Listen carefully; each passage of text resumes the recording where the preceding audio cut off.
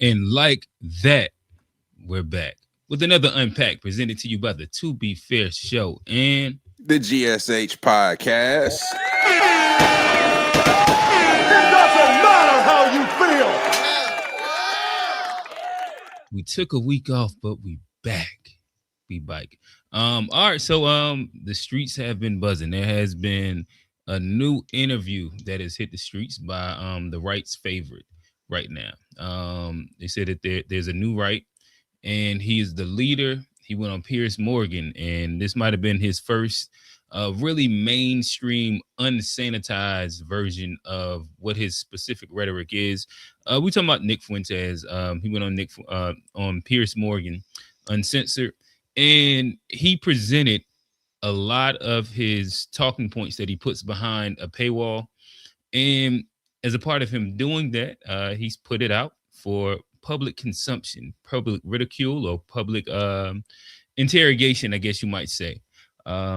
So with that said, I think that we'll dive some into that, and we'll ask some of the questions. Is the right and the conservatives becoming the new gateway for white supremacy? What should we all do to combat what is now becoming the new right, the new conservatives? But before we get into that, y'all see the guys. We are back again. I got A Black. He's over in Africa honeymooning it. But we do have the three horsemen still here. G, talk to us, brother. What's good, everybody? It's G, host of the GSH Podcast, where we focus on family, friends, finances, freedom, and our future, and forget about everything else. Check it out wherever you get your pods. Just search GSHPOD. Hi. All right. We have Johnny P, 1/3 of the To Be Fair Show, the host of the To Be Fair Show. What's going on, brother? What up? What up? What up? Hi. Happy to be back. Yeah, we missed a week, but we cooking like grease again. So I think this gonna be a good one. We get to talk about your boy. I see that we got some people in the chat. Do y'all? I guess I'll toss this to y'all. Do y'all want to hit a couple icebreakers? Do y'all want to start off quick on the topic? Man, I say we get to the topic. We get to the topic. I mean, something else did. I don't know. We don't want to talk about Diddy first. We can. We got a couple memes lined up. So what we'll do is, what we have is a bunch, and it looked like the chat is speaking to us right now.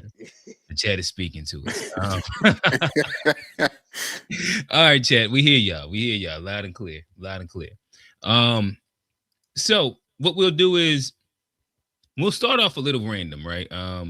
So we do have a lot of the memes that have been sent in. They've been sent in that have been circulating from the Piers Morgan interview that he's did. And I guess we can start breaking down just some of these isolated memes, and we'll talk through some of them with whether we agree, disagree.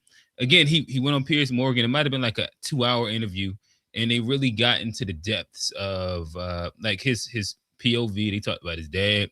They talked about his race politics, if he is a racist, his belief in or non-belief in, the Holocaust and the numbers, or if he's like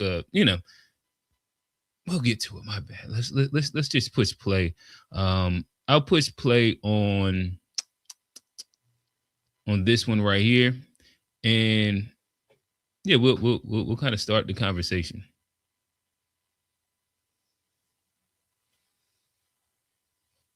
Just to clear up one of the many theories about you, I've no idea what the answer is, and you haven't got to answer.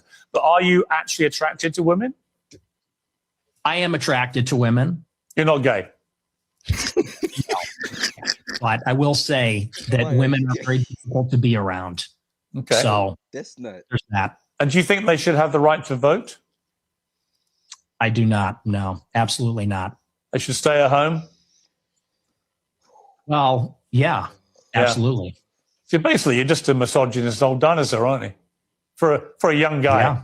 I mean, I know I'm the boomer. I know I'm the boomer here, but actually, you're a 27-year-old dinosaur, aren't you? Aren't you, Nick Fuentes? All women. I am. All women are annoying. All women grow old. They all get fat. There's the guy. Have you ever had sex? No, absolutely not. Wow. Says the guy who's never got laid.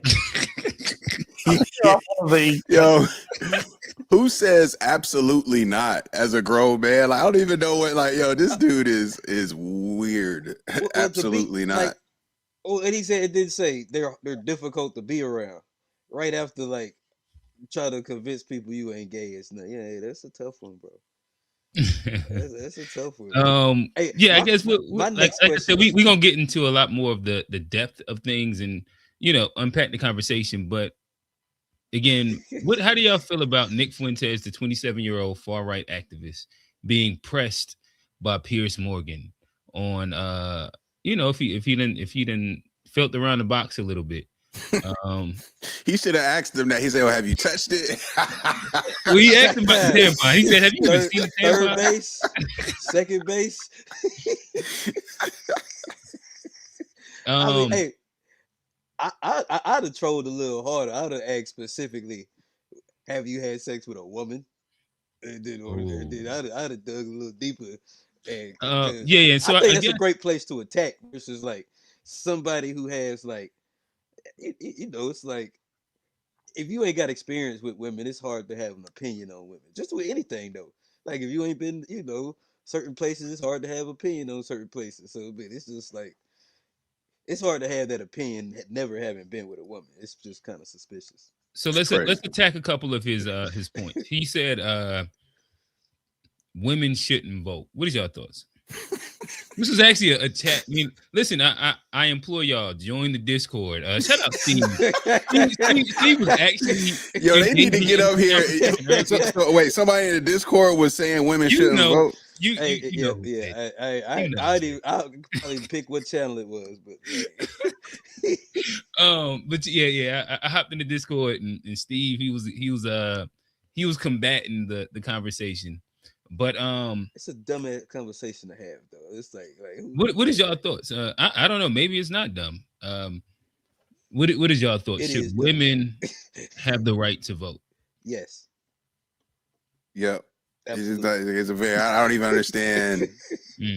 I'd like to hear anyone who has like a reasonable argument against it. Like I think that what they say is that women couldn't get selected for selective service or something like that. So women shouldn't have the right to vote. And then I think that Steve actually gave a very like succinct pushback where he said, well, we have like right now we have a volunteer military service. So most men aren't even participating in the military service.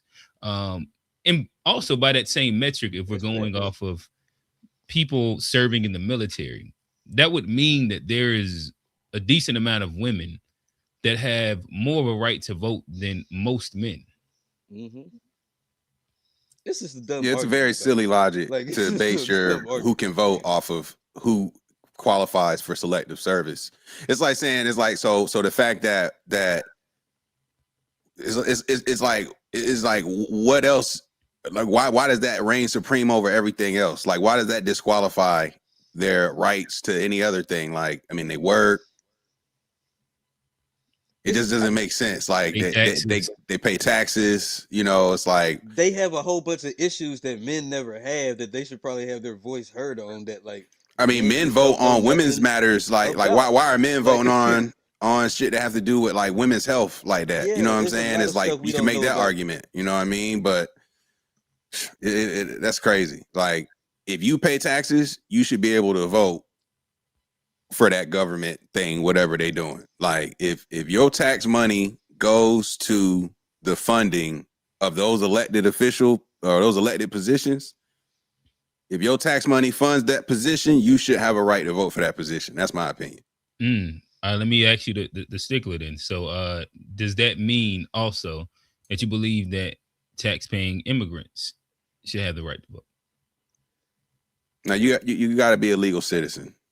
Okay, all right. So you got to be a legal citizen. Okay. If I'm not legal, I ain't paying taxes, so I don't even know how that works. You know what I'm saying? Like, like if I'm here under the how does that even work? Like if I'm not legal, well, no, I guess like there is the argument that is put forth that some people would say that deporting illegals hurts the economy in multiple ways. One of those being that these are tax-paying citizens as well that are introducing, money into the economy. Whether even if you say that they got paid under the table at the construction job or whatever they do, right? I think the idea would be that whether it's that wherever they staying at, whatever the groceries or whatever, if they're not on the Somali EBT, that they're putting something forth into the economy. I think that would be the argument if we're trying to like have a fair argument. Yeah, no, that's that. Like, okay, they buy goods and services, so they pay like sales taxes and those types of taxes, but they're not filling out. If you working under the table, the whole part of the whole benefit of doing that is that you're not gonna do your W. You're not gonna be doing your taxes to a T at the end of the year. Like you don't have to claim it necessarily, depending on how big of a scale operation you going. So gotcha. Well, I guess I'll also levy, and then Le'Veon, Levon, we'll address both of your statements. This was the critique, the fair critique that was presented in the Discord as a rebuttal. Who did you grow up with? Did you grow up inside a single parent home because you sound emotional and I forget illogical? I think it is. That was a rebuttal. I don't know. To that point. Yeah, like women voting. If you think that they should vote. So if you think women should vote, you grew up in a single parent home. Like, what kind of logic is this? This is like it's just what I heard. I can only go by like the exact words. LTO, we about to drop the call in. We'll drop the call in early. If I'm misquoting it, Steve, talk to me. I feel like that was like what I got as the pushback. That they couldn't get selected to selective services, and then if you disagree, you're emotional. But you disagree. That was what he said. Niggas don't be trying to get no box out here, boy. Having these. Oh man, that's crazy. Like you, all right, holes, boy. Hey fellas, I'm dropping the link early, but and ladies, I'm dropping the link early, but we are going to try and stay succinct into the conversation. But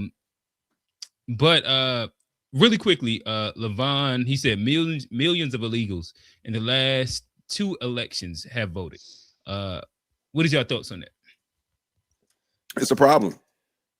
Okay, and do you think that millions of illegals did vote? I mean, I don't know. If it did, it's a problem. That's the thing. Is like you hear all this stuff, but the proof, I have to admit, like I'm not looking at voting records and stuff like that. But if in fact millions of folks are illegally voting, that's a problem with the system. That's already a fucked up system in the first place. So it's a problem. It should be addressed. Now, I do think the rhetoric from the right, like making this like a democratic, like are trying to take over with illegals, I think that's silly. I don't necessarily agree that like Democrats are intentionally letting illegals vote to get more votes. I just don't think that's necessarily the case. But if it's happening, I think it's a problem. Gotcha. Yeah. I guess I'll bring up Steve real quick just to let him get his POV on this women's voting thing, and maybe he can frame the conversation he had a little bit. Let me answer that one though. Let me answer this one first. Go ahead. But like I think it's like I need to see the proof, and I think like it's hard to believe that because most people in this country don't really vote. If you look at the numbers, so like if the Americans, if legal citizens aren't really voting at that high of a clip, like I'd have to really see the numbers to say that like illegals are voting at that high of a clip. Well, yeah, I guess that, like, for me, that's That's the all fair right. too. One, the pushback would be that they would say that's why the Democrats are letting all the illegals in. So like that would be their pushback. They're letting them in so that they can vote. I don't know if the Democrats are doing like a mandate to like where if we let you in, we got a secret handshake meeting. I mean, secret handshake clause to say that you have to vote for me illegally. But I think that typically is what is kind of like push forward. Um, yeah. My bad, Johnny. You were saying something. Oh no, I mean I'll just have to see the proof. Like I said, if it's a lot of people that ain't supposed to be voting that's voting, it's a problem. Mhm. But a lot of time you just hear claims and you don't necessarily, see the real proof. Gotcha. Hey, chat. Help us out. If y'all have any actual real documentation of this millions of voter fraud that has been said to happen in the past two elections, because that, like, again, I pay attention enough, but I haven't actually been able to see any of the verifiables. Um, send a link to us our way. Send a video, and not just one video that's kind of out of context of something random happening that can be explained a thousand different blurry, ways. But like blurry. if y'all do have a claim that it is like documented proof, or you can also hit that call in link that y'all just seen that we done floated. But with that said, he is nominated for a Tubi. He's nominated in two categories. We talking about Two-time chatter of the nominee. year, call in of the year. Um, he could take it home. He could leave with two of them. That's all Big we saying. Steve from the West Coast. Yeah, Steve, welcome to the show. What's going on, brother? Yo, what's up? What's up? What's up? What up? Hey, man. All I want to say is, I said women should be able to vote, and motherfucker said, "Do you got a father in your life?" I said, "Damn." God, dog. He The said, "Were you?" Discord ruthless. I said, "Hey, women should be able to vote." He said, "Were you raised with a father in the Where your home?" I daddy said, at? "Damn." I Oh said, "This." man. This don't make no sense, man. This don't make no sense. I'm like, bro, like Oh my god, we citizens, we get real to tears. vote. I ain't Can't gonna even lie, take real niggas tears. serious when they talk like that, man. When It's I And, like seen that, and, I about cried. and then the funniest thing, I'm like, they like, well, women just so emotional and logical. And I'm like, do people not consider anger an emotion?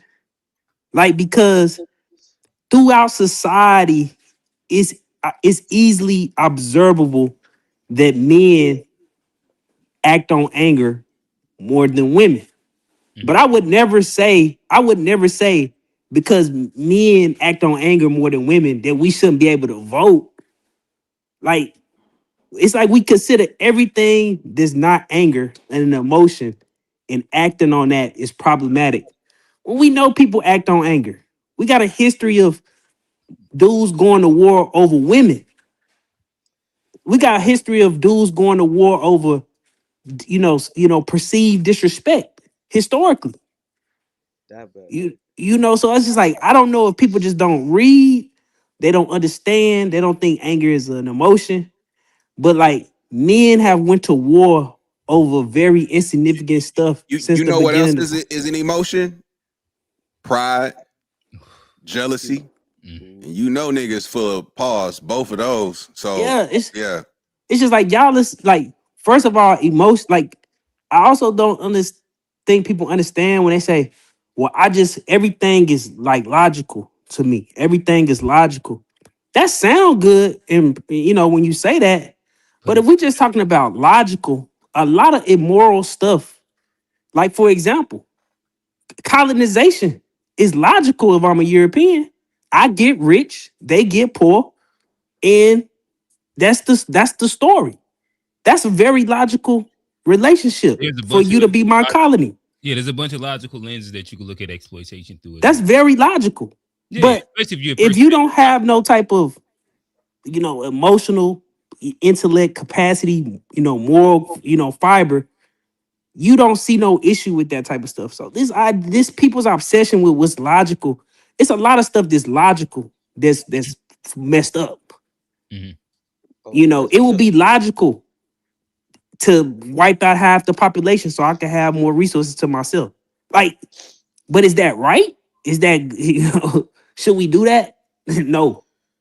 No, that's fact. And what you said about anger, I think like anger is like the one of the strongest emotions out there, and like an angry man is an emotional man. I be able to tell the homies a lot of time, hey, calm down, nigga. Like, hey, think I understand you mad, but let's think about this. And like, what's the difference between that and an emotional woman? It, it It's not a lot of difference, especially when like men go and do like they'll is go no way to like niggas in is jail no and niggas There's too dead many men because in jail who angry. have Right. unfortunately got locked up for For their being emotions taking emotional. over. Yep. yeah, It's just for from an how it goes. impulsive decision, Too many momentary would moment admit of that. anger. Yep. Being And I, emotional. You gotta tell niggas that's emotion. Like most of them niggas in jail, that was an emotional outburst. You did something that exactly. wasn't logical. It was an emotional thing to go back and spend whatever it was. It's all a lot of that's all based on emotion. And like, look where them niggas at. Well, I think Michael G he just gave us a good one. Like thinking with your dick is an emotional response. Oh, that's true. Like yeah. That's exactly Like you very said, you could be true. like, this female is hot. I want it. I'm gonna take it. Oh damn it. He went a different route. He went a Hey, little I don't further. agree. I Hey, take look, that back. Yeah, he went a little I ain't further. read it. I now ain't read because it. when I didn't niggas, even finish reading the whole I yo, thing. when My niggas, bad. My I ain't bad. finished reading it. when niggas sex drive is just not intact, it mess up their logic. Oh It no, do. listen, It it's a do. lot of illogical baby Can't mamas. make smart decisions when you ain't getting no pussy. That's why I don't trust Nick Fuentes. It just something about Mm, you can't be but so Motherfucker backed sound up. up here if you ain't getting no pussy. It just no you can't box. function. Niggas Yeah, frustrated. that's all. Fucking That's all I fucking had to six say, man. chakra blocked up. All right. You ain't functioning. I'm gonna move on to this will start our conversation about him and some of his race takes. Um, this isn't the Piers Morgan interview, but this was sent in, so I'm gonna push play on it. I'm a believer in race. I think that race is real. I'm a Catholic, so I think that we're all created equal by God. Your political sort of idea of what you want America to really look like, you want it to be more Catholic? Yeah, I want it to be more Christian. I think it needs to be more white. I do think it needs to be more European. We've always had Black people in this country, Hispanics, Asians, going back hundreds of years, but we've had like 50 million immigrants come in 30 years. And I'm sitting here looking at a city like LA. When is enough enough? Where is it for you or for me or for anyone to say this is enough? Because this country also was founded on that basis of immigrant. When the country was founded, it was almost all English people. It was almost all Northern Europeans, and almost all Protestants too. When you start to feel like what America is, it starts to become uncertain. Does it mean speaking English? Does it mean being Christian? A lot of the people coming in, they contest these things. Are you a white supremacist? I think what's interesting about his point of view, I think his father is half Mexican, half Irish. They actually went down this entire line. Like, listen, I don't usually like a lot of Piers Morgan interviews, but this, I think, better yet, whether it's the left or the right, what Piers Morgan does do well is the gotcha interviews. He's gonna pull your clips. He's gonna like bait you into like talking down a line, and then he's gonna kind of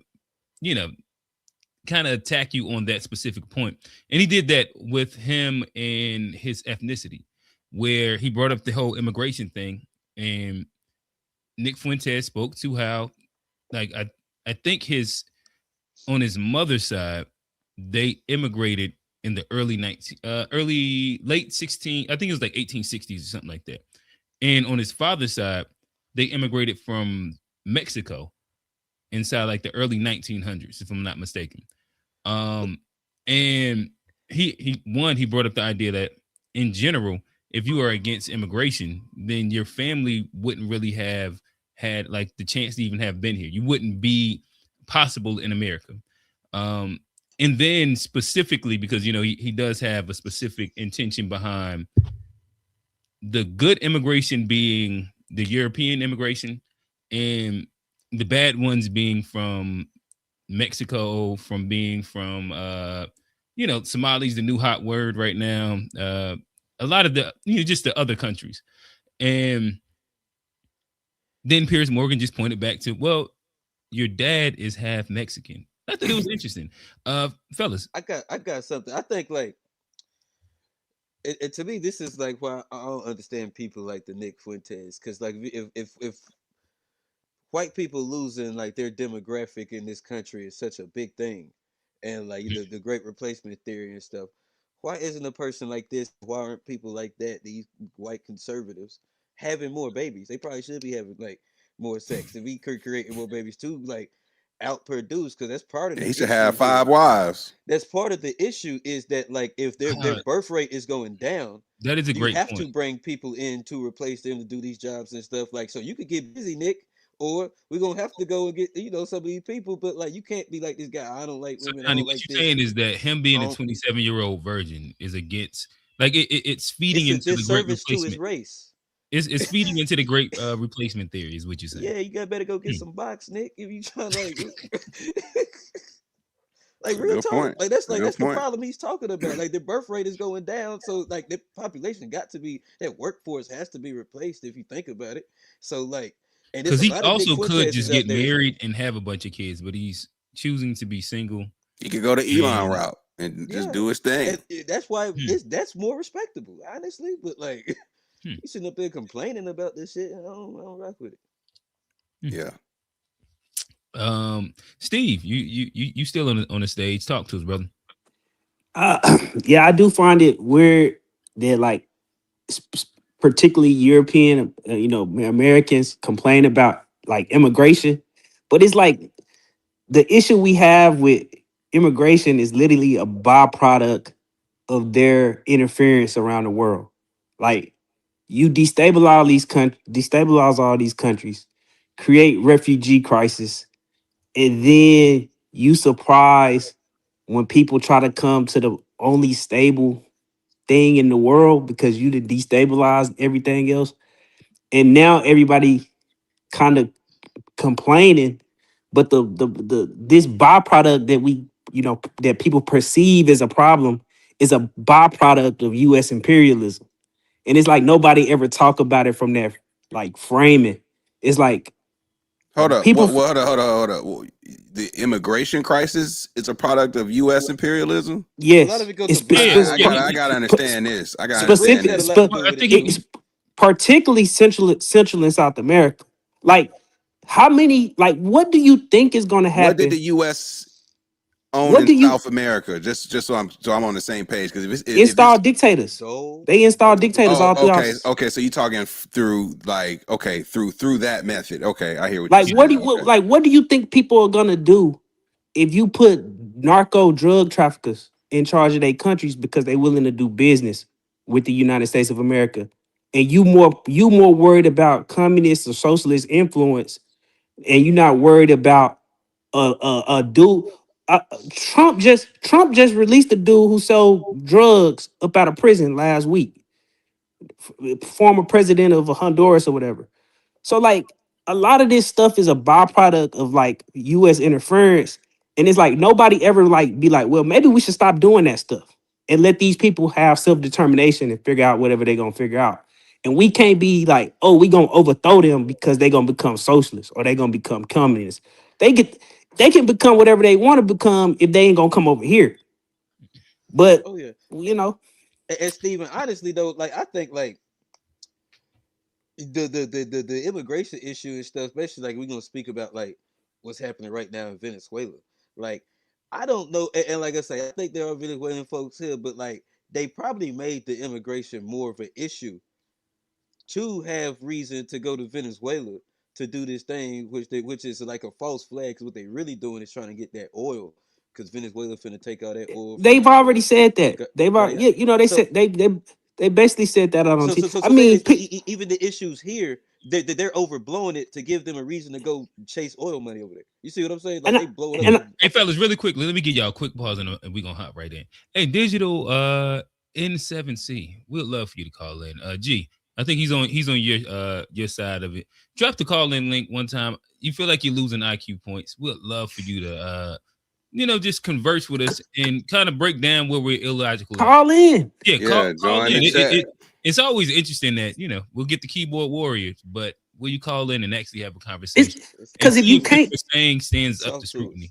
if you can't follow the conversation, it's probably because you haven't read, you haven't studied, and I mean, you don't. Instead of being like, "Hey, I never heard this before," Let me go do the research. It's all of a sudden, oh, you lose an IQ point. Like you got to be really living under some type of rock to not know that the United States of America has destabilized every country in the Central and South America from 1940 forward. You have to really be living under a rock. All right, fellas. With that said, we're gonna pivot again. We going random here. But this is Nick Fuentes. In this conversation around the idea of, I don't know, I think he kind of talks about black people right here. We'll see. Let's Talk about why white people are justified in being racist. It's not the right one on the. Oh, no, my bad. First, white people are every single bit justified in being racist.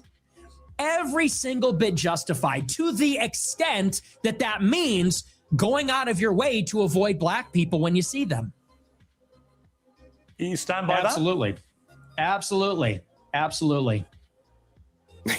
Yo, he's worked on his like. So I'm white people should a go piece out of their shit way white man voice. to avoid He black got it people when down. you see them. Absolutely. Absolutely. This is what you talk, All right. And that Let clip me is pair, true. let me pair this. including that blacks need to be imprisoned for the most part. Yeah. What percentage of American blacks would you like to see in prison? Whatever the percentages of the murderers. I think it's 1 in 20 black men will commit a murder in their lifetime. So maybe they're valid let's say answers. that's 5%. You were talking about black murderers. Right. No, you're right. That's a good addition to that. That's a great point. Yeah, I do. I think it's hilarious. I think it's totally true. Do you think a black American would find it funny? You think that blacks should be imprisoned for the most part? Black people are the most victimized by other black people. You think black people want to live in the hood and the ghetto and get shot all the time? That's what happens in the south side of Chicago. Black people agree with me because they're tired of it too. Nick knows that that's going to be taken. Yeah. And then it's going to give him an opportunity to clarify. He knows that, and he's hoping for that opportunity. That's why he does. That's what a lot of people do, right? You have the bumper sticker, and then you have the full show. He wouldn't take that back. And by the way, he doesn't need to take that back. That's not one of those comments he needs to take back when you take it in context. There are some where we see actual difference. The problem is Piers is a liberal at heart. He is a leftist at heart. And so he's playing identity politics with a guy who has already rejected it. And so is his fan base.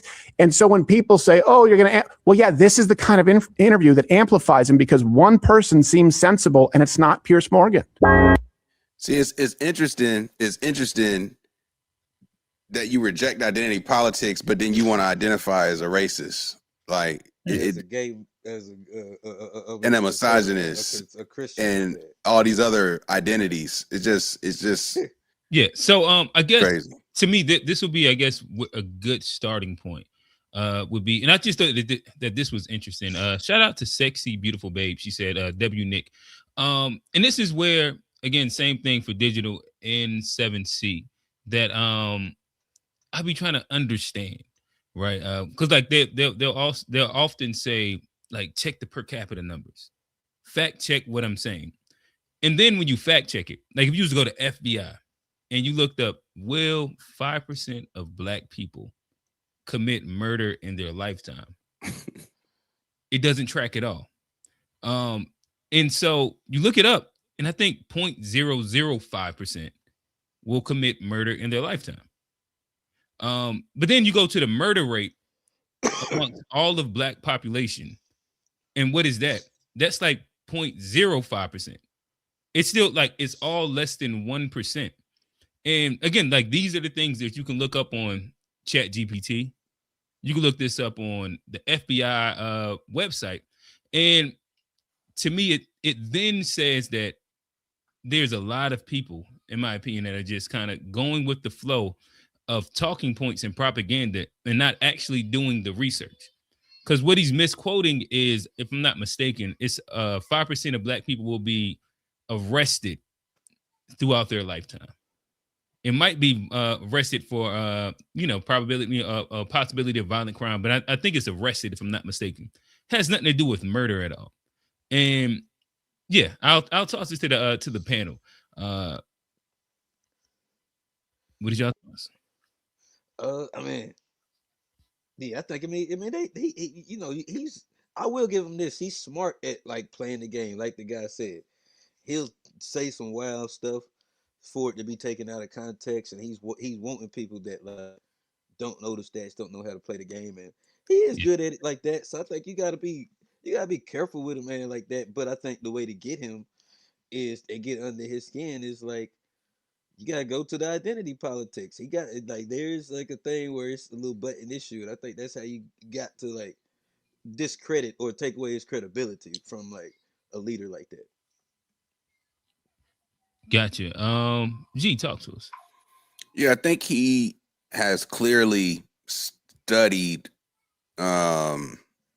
shock jock type of personalities over the years in terms of like the even like whether it be the Ben Shapiro's, the Candace Owens, the Charlie Kirks, like he clearly has done his homework, and like I said, just his voice and his tone, like he's worked on sounding like that. You know what I'm saying? Like it has a very distinct sound, and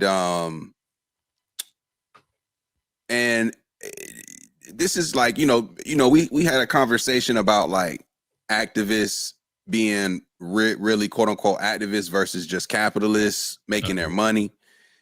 And even though he's like the Joe Budden of conservatives because he's fully independent, no advertisers from what I understand. He might have some secret investors backing him, flowing him money, but I feel like he's playing a very calculated game in which he struck gold and capturing this younger audience with this rhetoric because just the younger generation, they aren't having as much sex. Like that is a thing. Why that is and so forth, but it's not the same, they don't have the same interest as even like our generation did growing up, the young boys. And he's just been able to take what he's captured and roll it into, a huge audience that he can live off of without even having to worry about these platforms. So I feel like he's really well media trained, and he's intentionally hyperbolic with what he says to just stir up the algorithms because he's very calculated and he knows what he's doing. And then he claims like someone like Kanye is his best friend, right? So when you start looking at the layers of like, oh, I'm this, I'm not a white supremacist, but I do believe in race and race.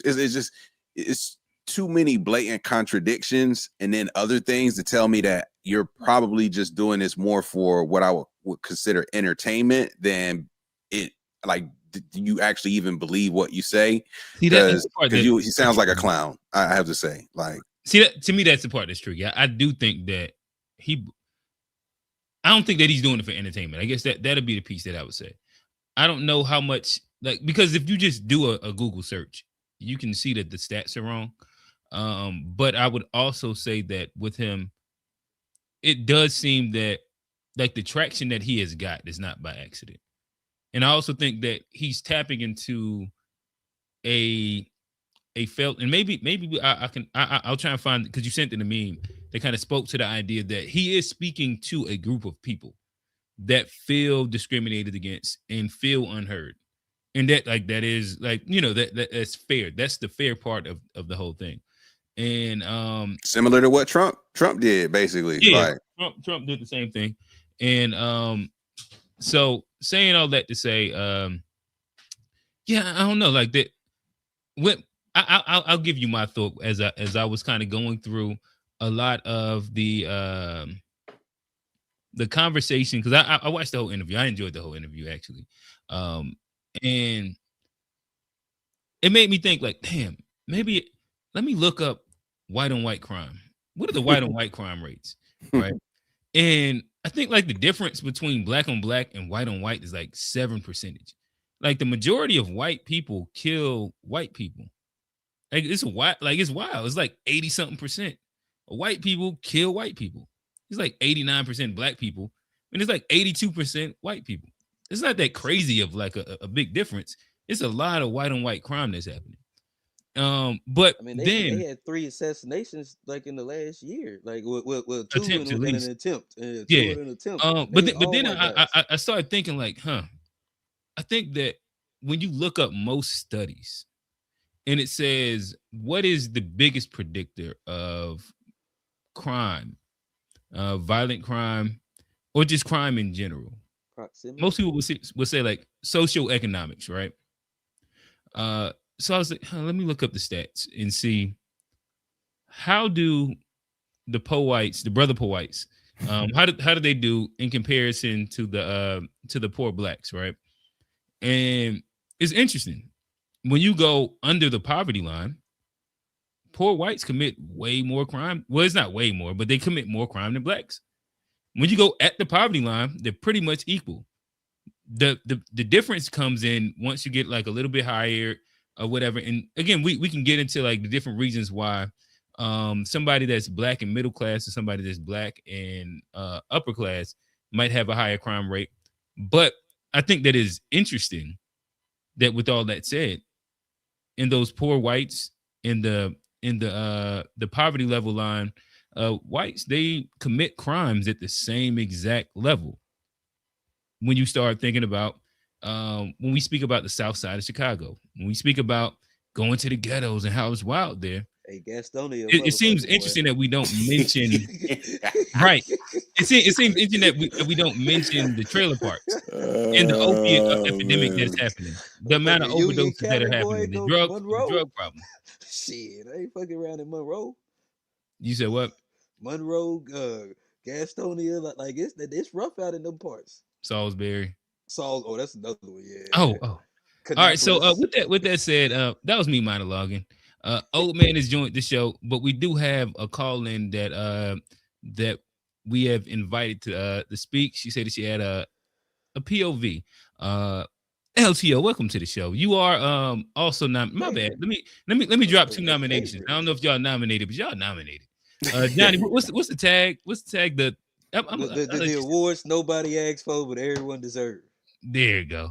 That's it. Oh man, you are nominated. Oh man, you're nominated for call-in of the year. Yeah. Oh man, don't necessarily hop in the chat as much. I don't recognize his name, but old man, he call in about every episode, and he give us the conversation that we need. LTO is a chat room warrior, and she is nominated for Chatter of the Year. It's gonna be competitive. Again, in Chatter of the Year, we got some guys in there. Or saying that non-sexually. We got LTO, we got TBI, we got the Fat Boys. We have who else we got? Johnny, talk to me. We got Trey gotta be in there. We got it's a new one that just recently been coming up, Jaguar or something like that. Yeah, we got it. It's competitive. But then call in. We talking Unc, he's another nominee. You got Steve. Oh my bad, I forgot Steve with the chat too. You got Steve. You got Old Man. You got Trey. Like it's heavy hitters. This is like album of the year. Call in of the year is album of the year criteria. With that said, don't let me filibuster anymore. LTO, welcome to the stage. Talk to us. Hey, can you hear me? Yep. Yes, ma'am. Okay, so I want to preface this by saying I don't agree with Nick Fuentes' ideology or anything like that. Okay. I've worked in restaurants for the past 18 years, and I've worked around a lot of Black people, a lot of white people, a lot of Hispanic people, and I like rap, so I've always had a common ground kind of with everybody that worked in the kitchen. So I don't believe in like white supremacy or anything like that, personally. Here we go. Talk to us. This one to get good right here. Nick Fuentes, you have to understand a little bit about Nick Fuentes' background before like really understanding like what happened in this interview, because he started to do kind of like he started to be like a personality, or tried to be, in like 2016 or 17. He was really young and he was going to college, and he had put out a tweet questioning Israel, something about Israel. Yeah, the Ben Shapiro black. Yeah. So he was banned off of like everything. He wasn't even allowed to use like banking, like Bank of America. He was on a no-fly list, like all this. Yeah, but stuff. but to be fair, LTO, there's steps that happen from Oh, Ben Shapiro blackball and then him getting banned and no banking. I know.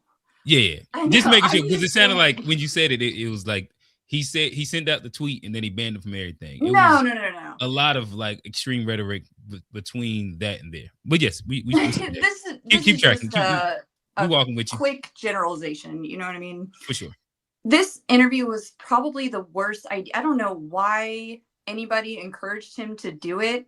It was just for whatever people thought about him, the general public that watched this, their opinion had to have been 20 times worse. I mean, this is a really, really bad look for him. It was kind of a bad look for Piers too, but it's really just. Think so?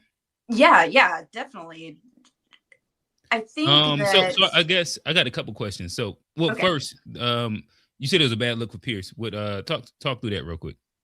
Well, I mean, I guess I don't really watch a lot of Piers stuff, so I don't know if he Okay. just, like you said, he's kind of like a gotcha type of.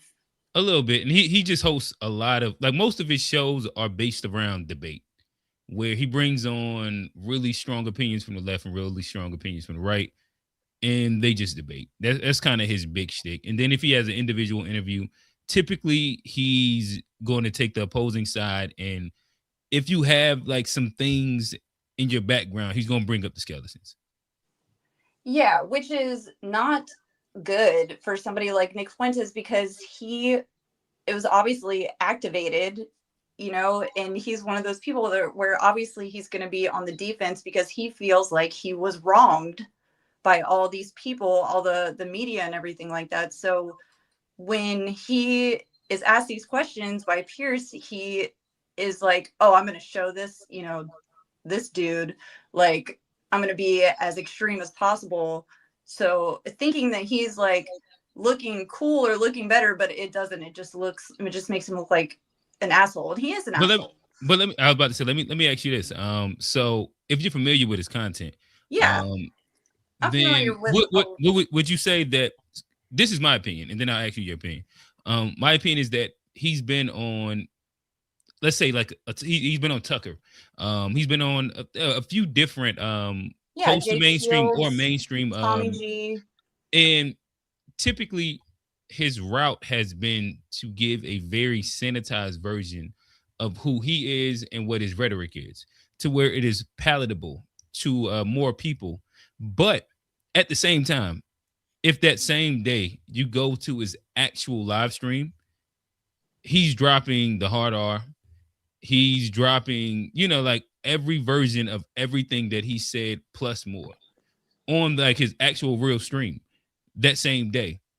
And to me, I would ask, I guess I'll start with, what is your opinion? Do you think that he showed anything different than what you have already heard from him every time that he's on his own individual live stream? I think lately his streams have been more toned down, but at the same time, I listened to some of his stream the other night talking about Candace Owens, and it was not toned down at all. What I want to say really is that I don't think that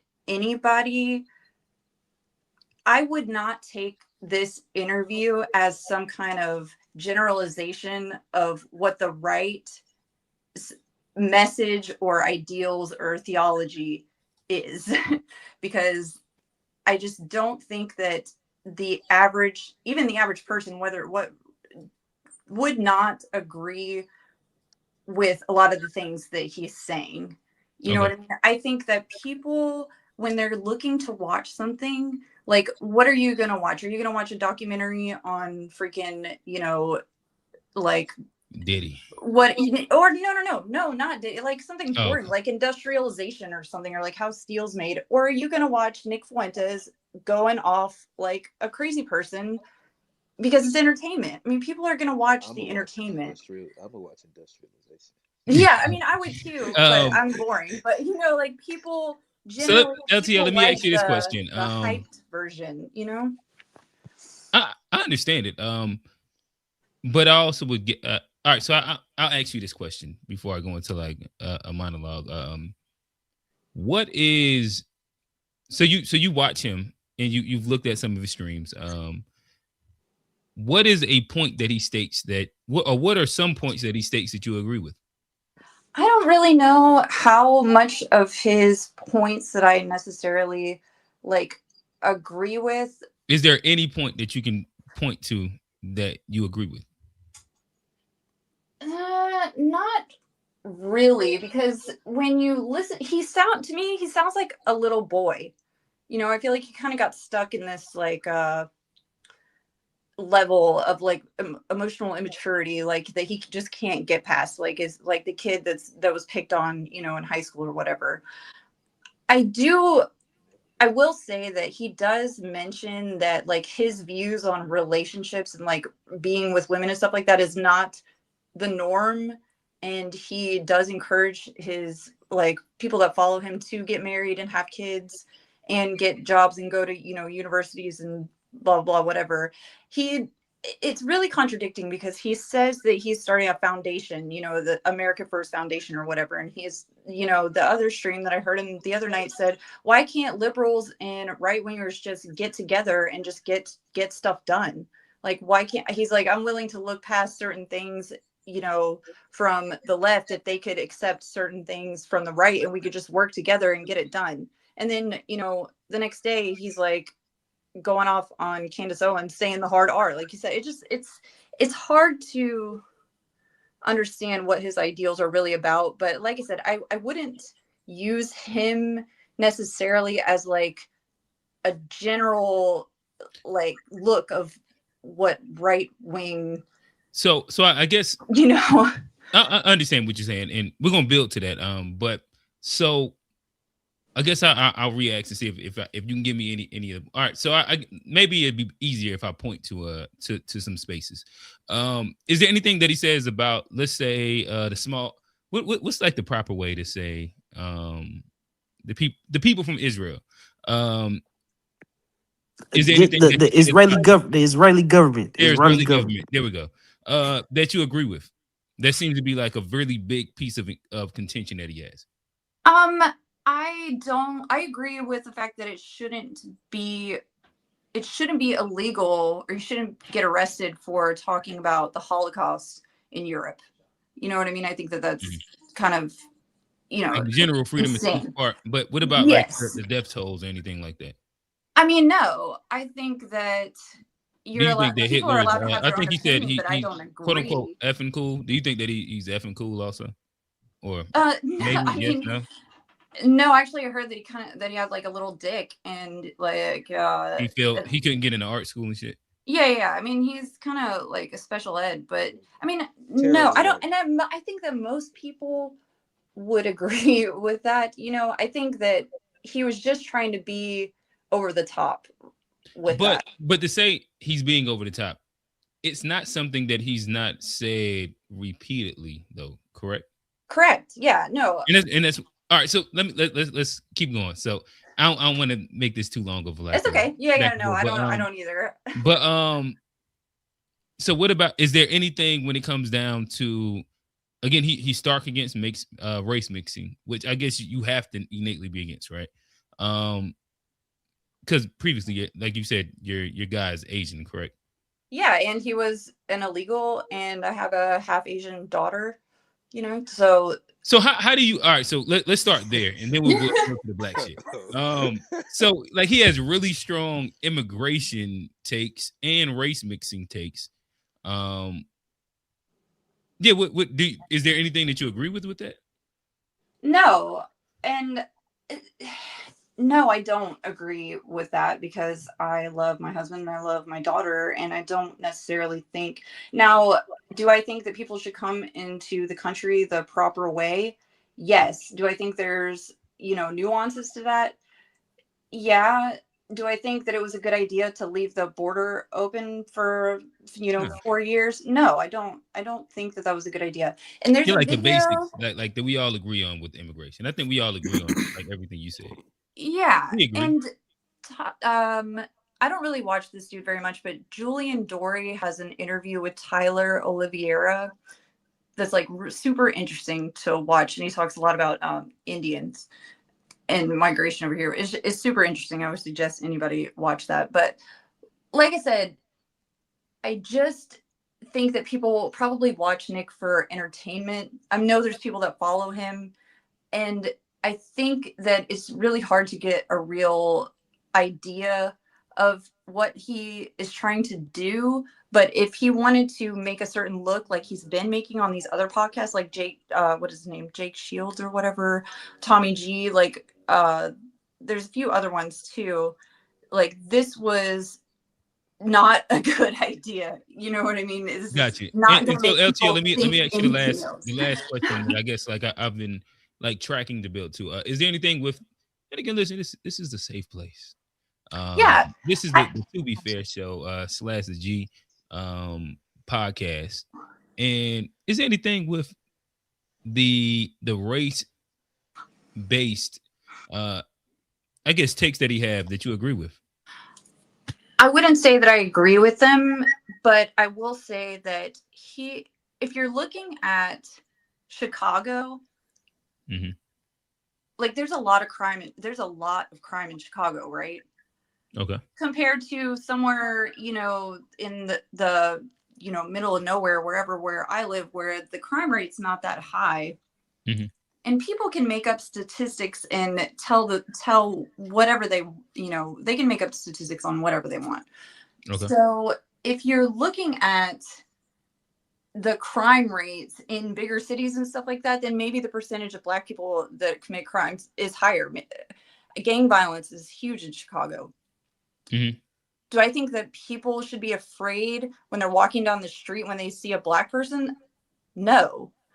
Do I think so? Can I ask you a quick question as we're having like and I'll be done. I'm sorry. Oh no, you're cool. What do you think the biggest predictor, even if we say like in Chicago, of somebody being involved in committing like any of these crimes?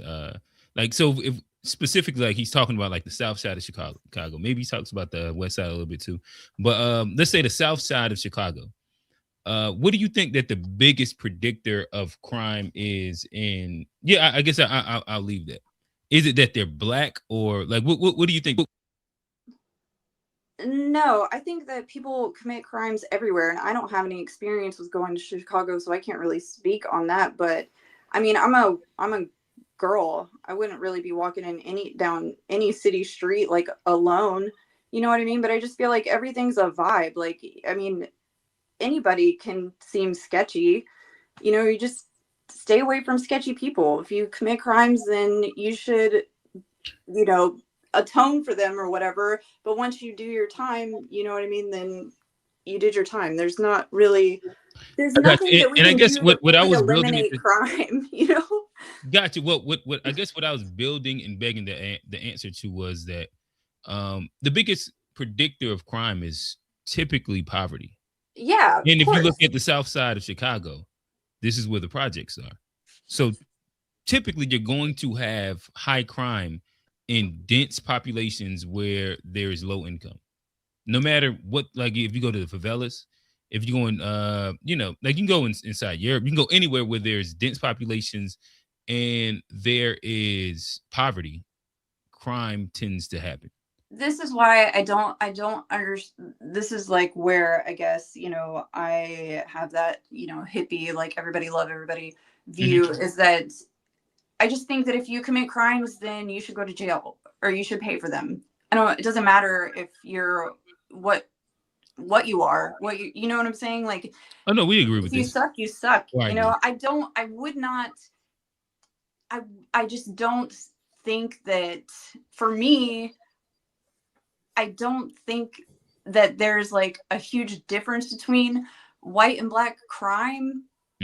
I think that there is a difference on type. You know what I mean?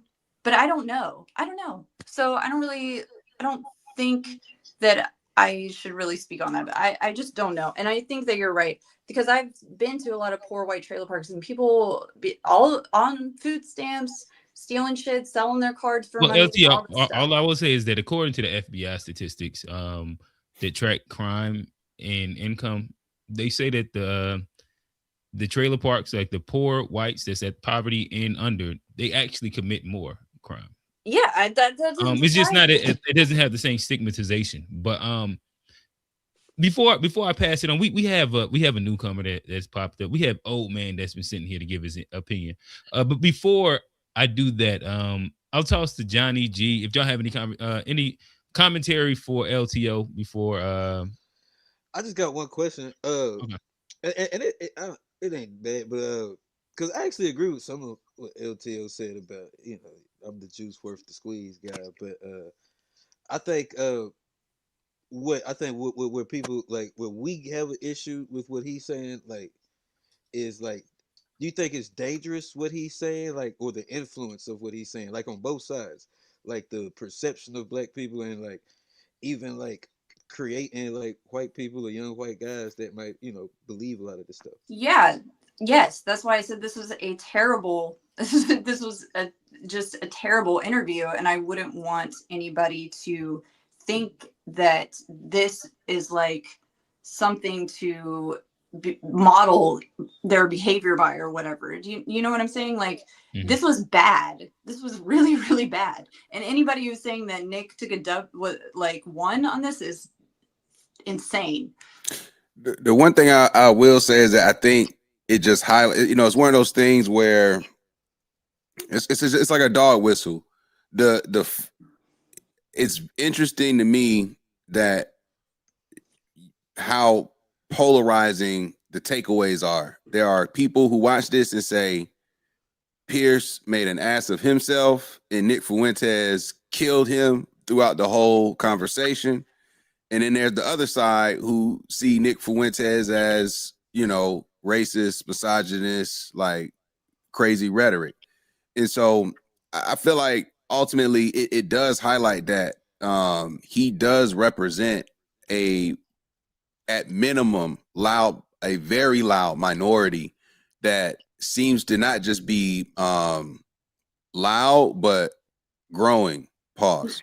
Yeah, and it sucks. It really sucks. But I agree with you. It's odd to me to see but it's like that with the media though. A lot of things are like, oh, this person, unleashes on this person or whatever, and then you watch the video and it's like it's not really that, Yeah, everything has become so tribal. It's similar like with Trump supporters. Like if you support Trump, it really doesn't matter what he does. You're going to look at it and find the silver lining for Trump. And I think the Nick Fuentes crowd has a similar sort of backing, and it's growing. Gotcha. All right, fellas, and ladies. So I want to toss to old man, and then we're gonna go to the newcomer. I don't even want to say how to say what it is. Maybe it's SME Slapper. Go to the newcomer. Go to the newcomer. All right, we'll go to the newcomer first. SME Slapper. Talk to us. What is your thoughts? Oh, hey, my bad. I was just doing some on Chrome. This is my first time watching. I really have no idea what's going on. So, I mean, I just, Yeah, just open conversation.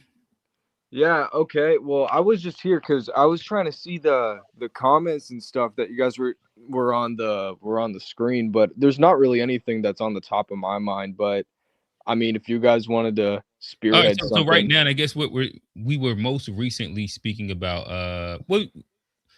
I imagine, or maybe you have seen the Piers Morgan, Nick Fuentes interview. What is, in general, your take on Nick Fuentes and his POV? Again, he spoke about his POV when it came down to immigration, when it came down to race mixing, black people and their level of criminality. And I think the people from Israel, women as well. Yeah, wherever you want to kind of start at, we'll take it there.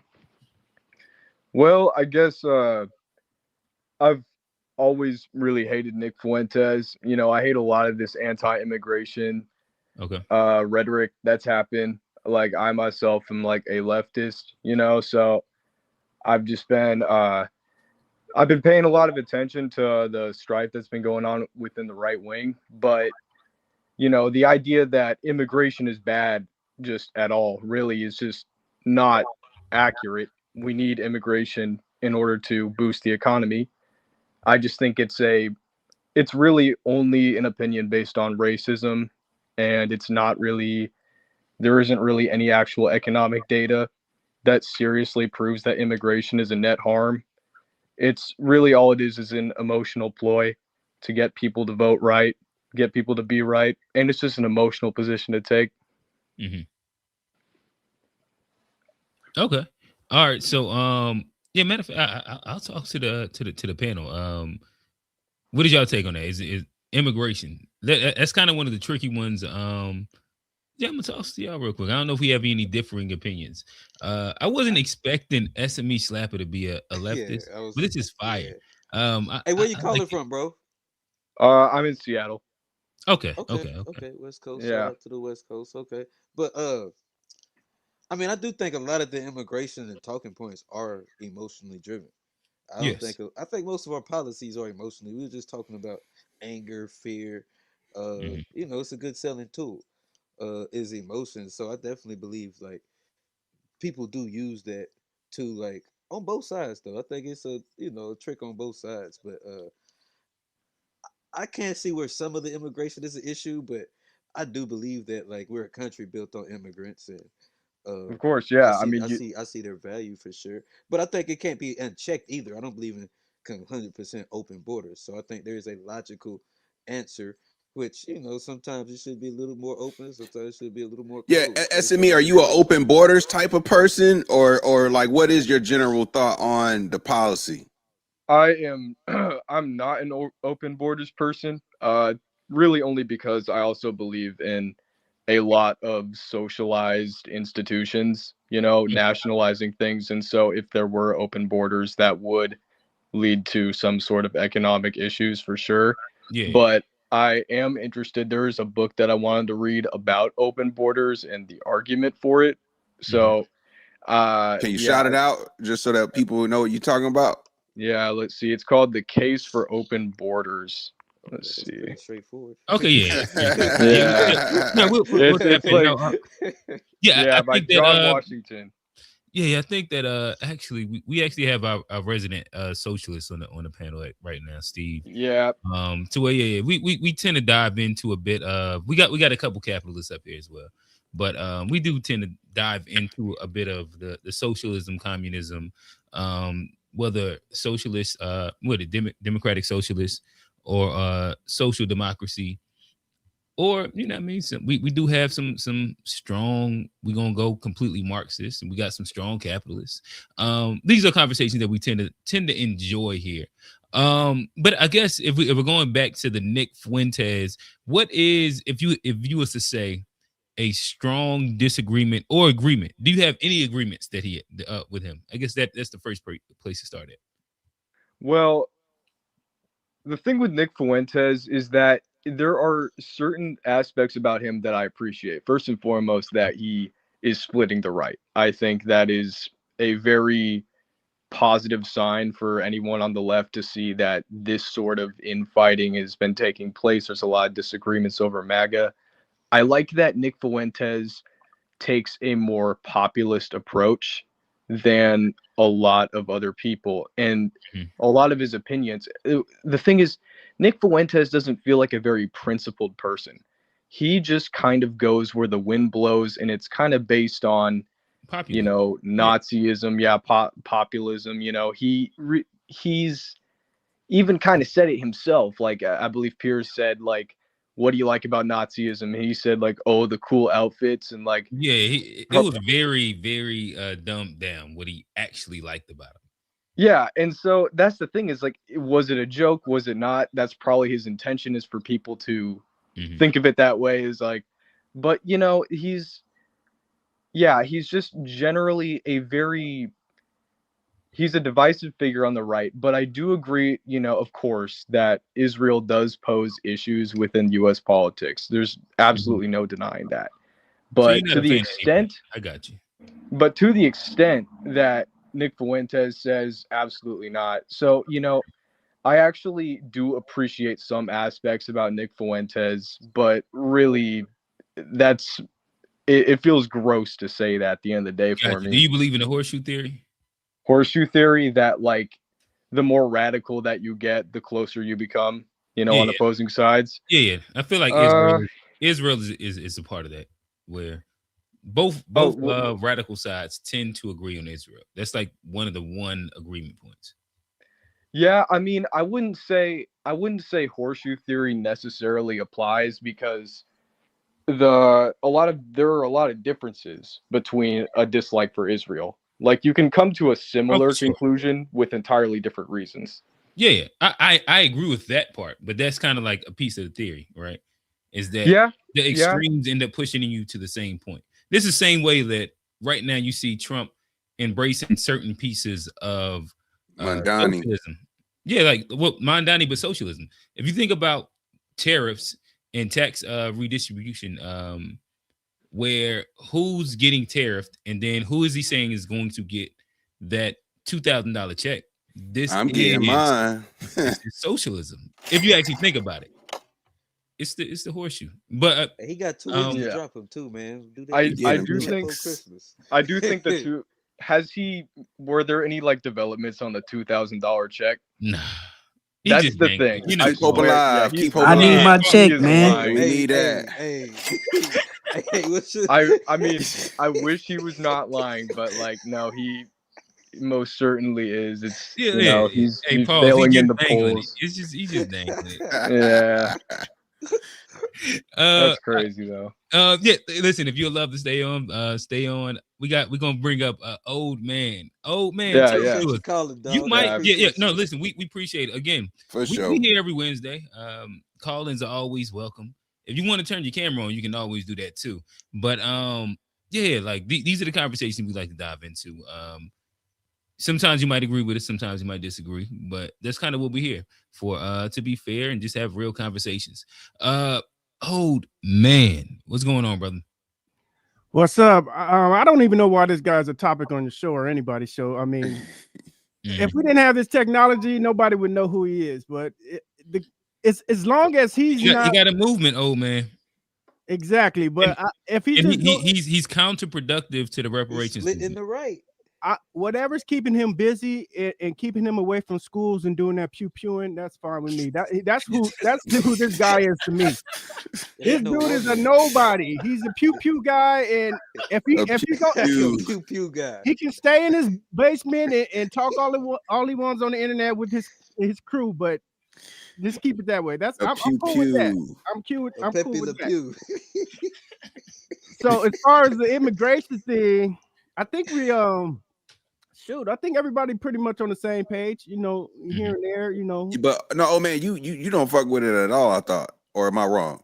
No, no. Immigration is we need it, but you can't have open borders. Like what just happened these last 10 to 5 years is unbelievable. It's crazy. You can't do that. Right. Okay, yeah, I forgot you weren't an extremist. No, I'm not an extremist. FBA extremist. No, shoot. I used to like immigrants before last year. FBA really?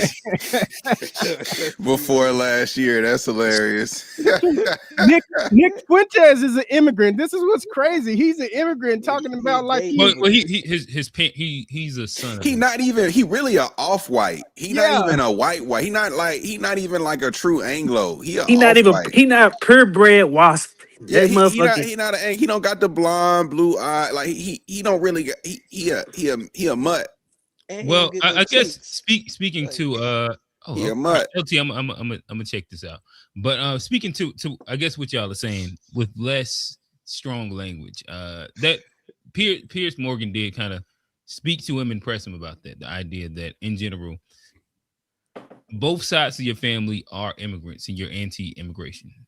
Your existence is a product of American immigration, and how counterproductive that ends up being when we start talking about no immigration at all and only immigrating from the WASP countries. I guess it's time to pull up another meme. I just got to say this. Okay. So immigration, even if the numbers are like they are today, if you're immigrating over to take over the United States and change the identity and the culture of the United States, that's a no-go 100%. That's not going to happen. And you can't have that mindset.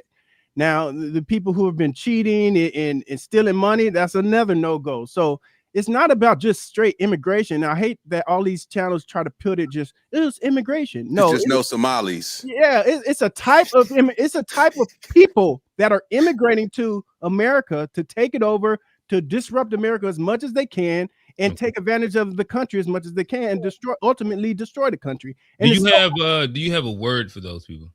I'll take what's my man's word, the invasive man, but I know what you're talking about. They're an invasive group of people, but I know who you're talking about. Man. That's post game talk. That's post game talk. I haven't heard the word in so long, man. I think we gotta let one drop. I ain't heard a word in so long, man. Like, man, do you think you support? I haven't heard that T word. Trying to cover my words, saying pew pew and stuff like that. So I'm trying. We corporate. We corporate. We are corporate. Announcements coming soon. All right. So with that said, we'll go to another one. This is one that kind of is opinion based. I'll go to one that's opinion based on the other side in a second.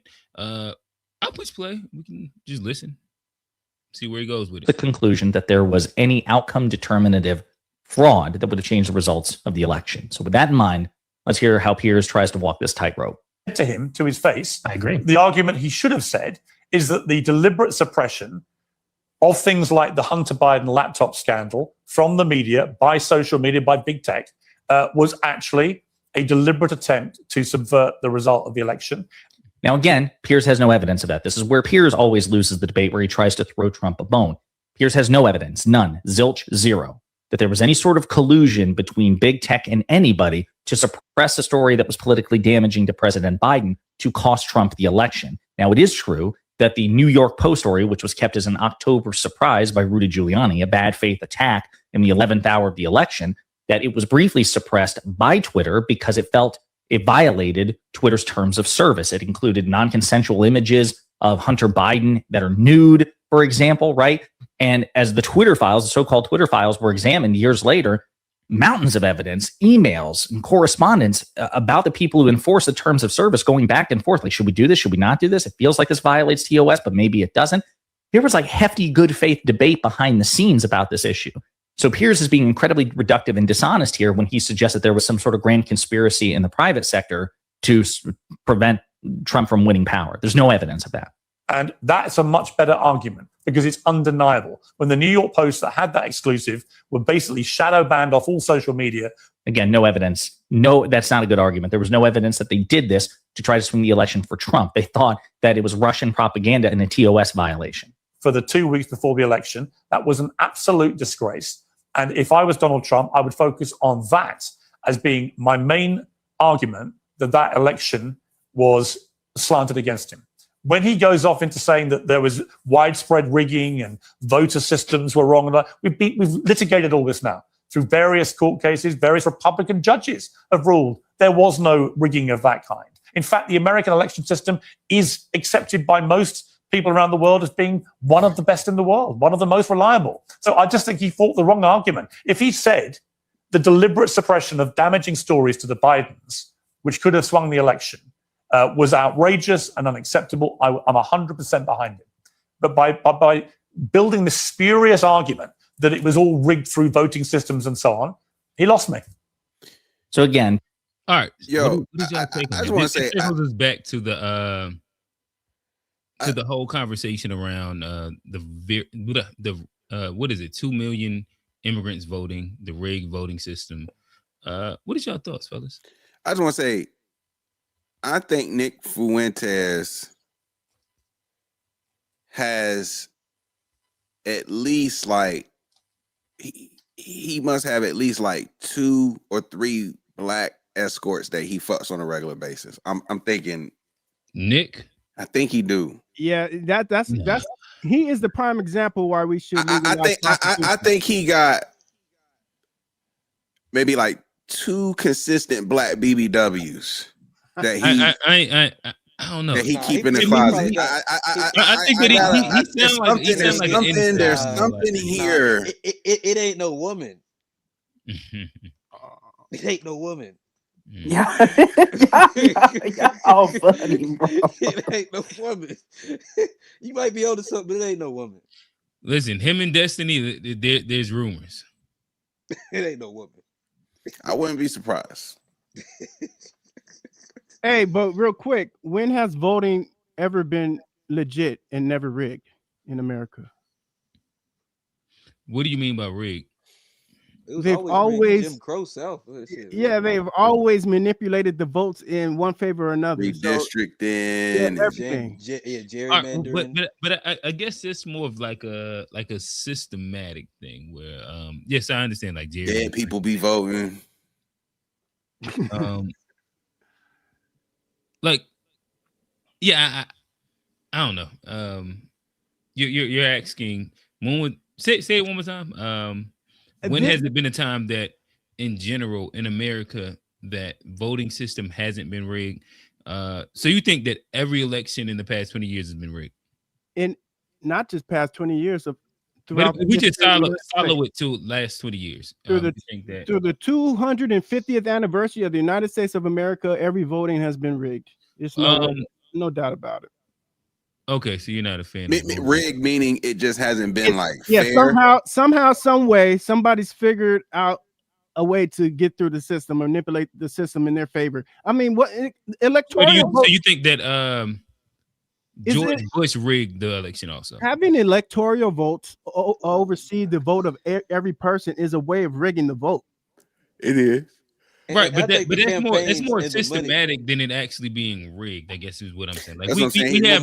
More so he's saying it's not a fair system than he's saying, I think is what he's saying. And that's kind of what I was going to get to. And that's what I was going to ask. So do you think that George Bush had a rigged election? Yes. Yeah, I think every election. Yeah, well, like the bubble chads and shit. Y'all remember that? GW? You talking about the Gore, or you talking about when he ran it back in 04? Wait, I thought 04 wasn't Gore. I think 04 was Gore, wasn't it? Gore was that was 2000, and that was rigged. Was 2000, right? The first Gore was 2000. Who was our candidate? I'll tell you this: Ross Perot should have won. 20? No, was it 2000? But it was rigged. I thought 2024. He might have lost both of them, but Gore. Nah, the second one was John Kerry, won't it? Maybe. I guess. Damn, we old, bro. God damn it. Yeah, maybe. but you got to think about it. Clinton went back to back, and then Gore ran on a Democratic ticket right after that. And Florida was the big issue. It was a thing. The bubble chads or something like that. Something nonetheless. I'll tell you this: the voting is the least of my worries right now. I think what happened last year was a sample test, and nobody is still really complaining about what went down. How they completely just skipped the voting process and said, "F it, we nominate who we want anyway, so we're gonna nominate this person." Wait, what you talking about specifically? He talking about lost though. But they lost, so they like if you win with that strategy, maybe. But I think that was just a sample, though. No. But even before that, the thing about the Democratic Party, which is interesting, is that they did this to Bernie Sanders too when he was running against Hillary with the Democratic primaries. They have a similar thing where the popular vote doesn't equal where the delegates give their vote. Follow the money. It don't follow the money. What do they call it? Super delegates? I want to say. Just exactly, yeah. So to that point. Like it wasn't last year. Like the system is inherently, we could call it rigged, but it's just inherently not set up to represent like 1-to-1 votes or represent the people voting. Democratic. It's skewed in order to entrench the power of the status quo.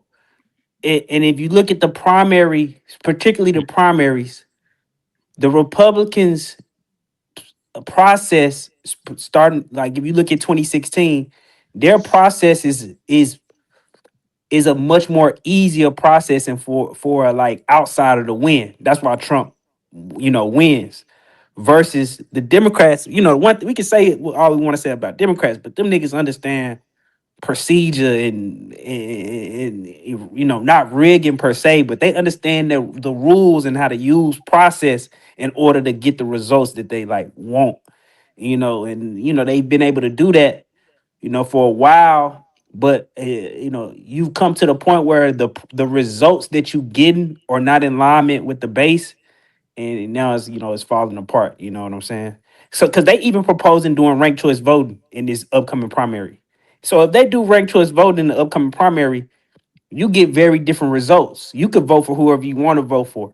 You Yeah, I know, think ranked choice voting would be kind of crazy for America, like in general. Yeah, well, I mean, like America does it, and like New York had ranked choice voting, but I guess when we talk, when we're thinking about presidents, I think that would be kind of a very interesting take on doing it. you know, because then nobody could be like, oh well, you wasted your vote. Well, I vote for my number one guy, and then if my number one guy don't make it past the ballot, well, who do you like? What's the rank of the how you actually like the candidate? And if you don't like the candidate at all, you don't rank them. You know, I Yeah, think no, people like I said, gotta. it'll be interesting. It's almost like a damn. I guess I don't know why we didn't do this during election season, but ranked choice voting is almost its own topic because like Yeah, I don't even know if I understand what it actually entails, but that's like maybe it might be a different episode. Yeah, you know, a good 30 minutes. That'd be a 30-minute sidetrack if we start talking about that. It's like what the NBA does to select the All Stars. You know, or I don't know. Do like the NBA do that? whoever gets the most first place, right? Isn't that how ranked choice voting is? It's like, Well, if you have but three but choices, it also takes in it takes in consideration your second and third and fourth place votes also. Oh, that's more like how they do MVPs, not All Stars. yeah, Like, MVP. There you yeah, go. like how they do Yes. MVP votes or all defense stuff like that. Yeah. Yeah. Oh, so you go in and you don't just vote for a candidate, you rank 1, 2, 3, and then they have a system with total points at the end that Yeah. And it'll show you at the end, it'll be like such and such had 500 first place votes, and he had 200 second place votes. And that adds up to whatever that formula is. And then whoever, but the kind of yeah, the I rule, wouldn't agree with that personally. but the kind of the rule is like the way they run it in New York is nobody can win it without 50% of the vote. Like, you know, because if it's not 50% of the vote, people wouldn't view it as But like then you wouldn't need ranked choice voting. it create a new it create a new like it go to something different if nobody got 50%. It go to like a straight runoff or some shit like that. So like if nobody hit that 50% of the number, And that's when they had the special elections. they got to have like this other type of process in order to have a vote in which somebody win with 50, you know, 50%. But what I'm saying is, in theory, because like even if you got typically, especially like a New York situation, it's gonna be more than 2 candidates on the ticket, right? So, but let's say like you said, you get the majority, you get over 50 of the votes.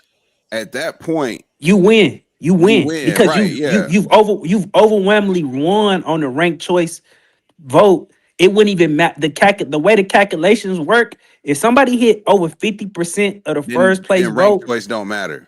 they won already. So if And then somebody if got nobody 50, get 50%, then they default. that's when you go to that's when you go to the rank. That's when you go to the rank. Okay. So if you win with 50% of the vote off the first ballot, which Mamdani won on the first ballot. They didn't have to go to the second ballot. They didn't have to go to the third ballot.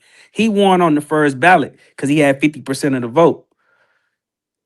Because there's no way those other choices could win if he already got 50% of the first place votes. Gotcha. I guess maybe this is a good time to hop into another meme. I'm trying to find where is it at that I'm looking for. My bad, fellas. Again, this is a great time to make sure that you like, subscribe. Make sure that you tap into. We are streaming now on 2 channels. It is the G Axis Media page. It is the To Be Fair Show page. So again, if you're looking up and you see whatever the live chatters is, it's multiple spaces. This is a community. This is a group. Shout out to Unc. Unc was in here earlier. He's dropped off. I'm sure he'll come back in a little bit. It's a tribe. This is the Unpack tribe, and Yeah, like I said, we're streaming on both places right now. I'm gonna share another meme. Like I said, we're starting to just go through some of the conversations to bruh the 8101. Hey, why you son Johnny like that? My bad. I got you, Johnny. Why is people asking, are we conservative?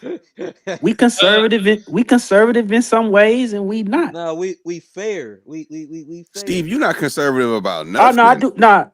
I don't think y'all ever heard my I do have a conservative ideology. Like gambling would be banned, OnlyFans would be banned, porn would be banned. I talk about this in the chat all the time. Like that stuff would be banned in my world. It's a couple things you just you so women can't sell that pussy? No, it's degeneracy. It's like that's degenerate. What a misogynist. That's degeneracy, bro. You want to control the women's bodies? They can't even sell their pussy. What a misogynist. That is crazy. Bro, we can't get the corn. Sex workers. You believe in free labor, but they can't sell that pussy. No, because I don't believe. I believe women having. I feel like women having to resort to selling their body is a byproduct of a system that has failed. That's what I feel personally. So I do. I like people think just because. But what if she like just that pussy got a market? Nah, man. But fuck the market. What if she just like? I think that's like one of like the like she just got free time and she want to sell a box. Nah, man. I don't believe in that. Like she can't just want to sell a box. She can't be liberal. Nah, enough man. to just want to like. I got some. What if she just what if give it away for free? Like, but this is my thing. People want to be hoes with no bread. Like, oh man. But look, I think in the better world you wouldn't have to do that, bro. They just give you it can't up. Want it like in a go better home. world. Why in a better world she can't? Because in a better world they because give it up I think government paid housing. I think the material condition. They wouldn't need no money. They got. I think the material condition is creating the necessity to pop your box on the internet. I get it. If the material conditions was good, nobody would be popping box on the internet. Fuck for rent. I got it. Steve, let me ask you this. So, if the material conditions were at, like just a decent prerequisite, would females still be freaks? Yeah. They would. They would just be. They would just be freaks. They would just be freaks with their husbands that they are married to. So if the material conditions allow it, they would only want one man. I think if we improve the material conditions, we reduce alienation, and we create the conditions in which women and men can get in fulfilling relationships. They would have freaky sex. Like that's just because. So Steve, can the women show more than their eyes when they leave the house? Yes, they can. I just don't think we should be creating a world in which people selling coochie on the internet. Like, I guess I'm still. I think that we stumbled. I believe in free enterprise. But, see, that's your problem. See, the capitalism, y'all niggas ain't got no morals, man. Y'all niggas ain't got no morals.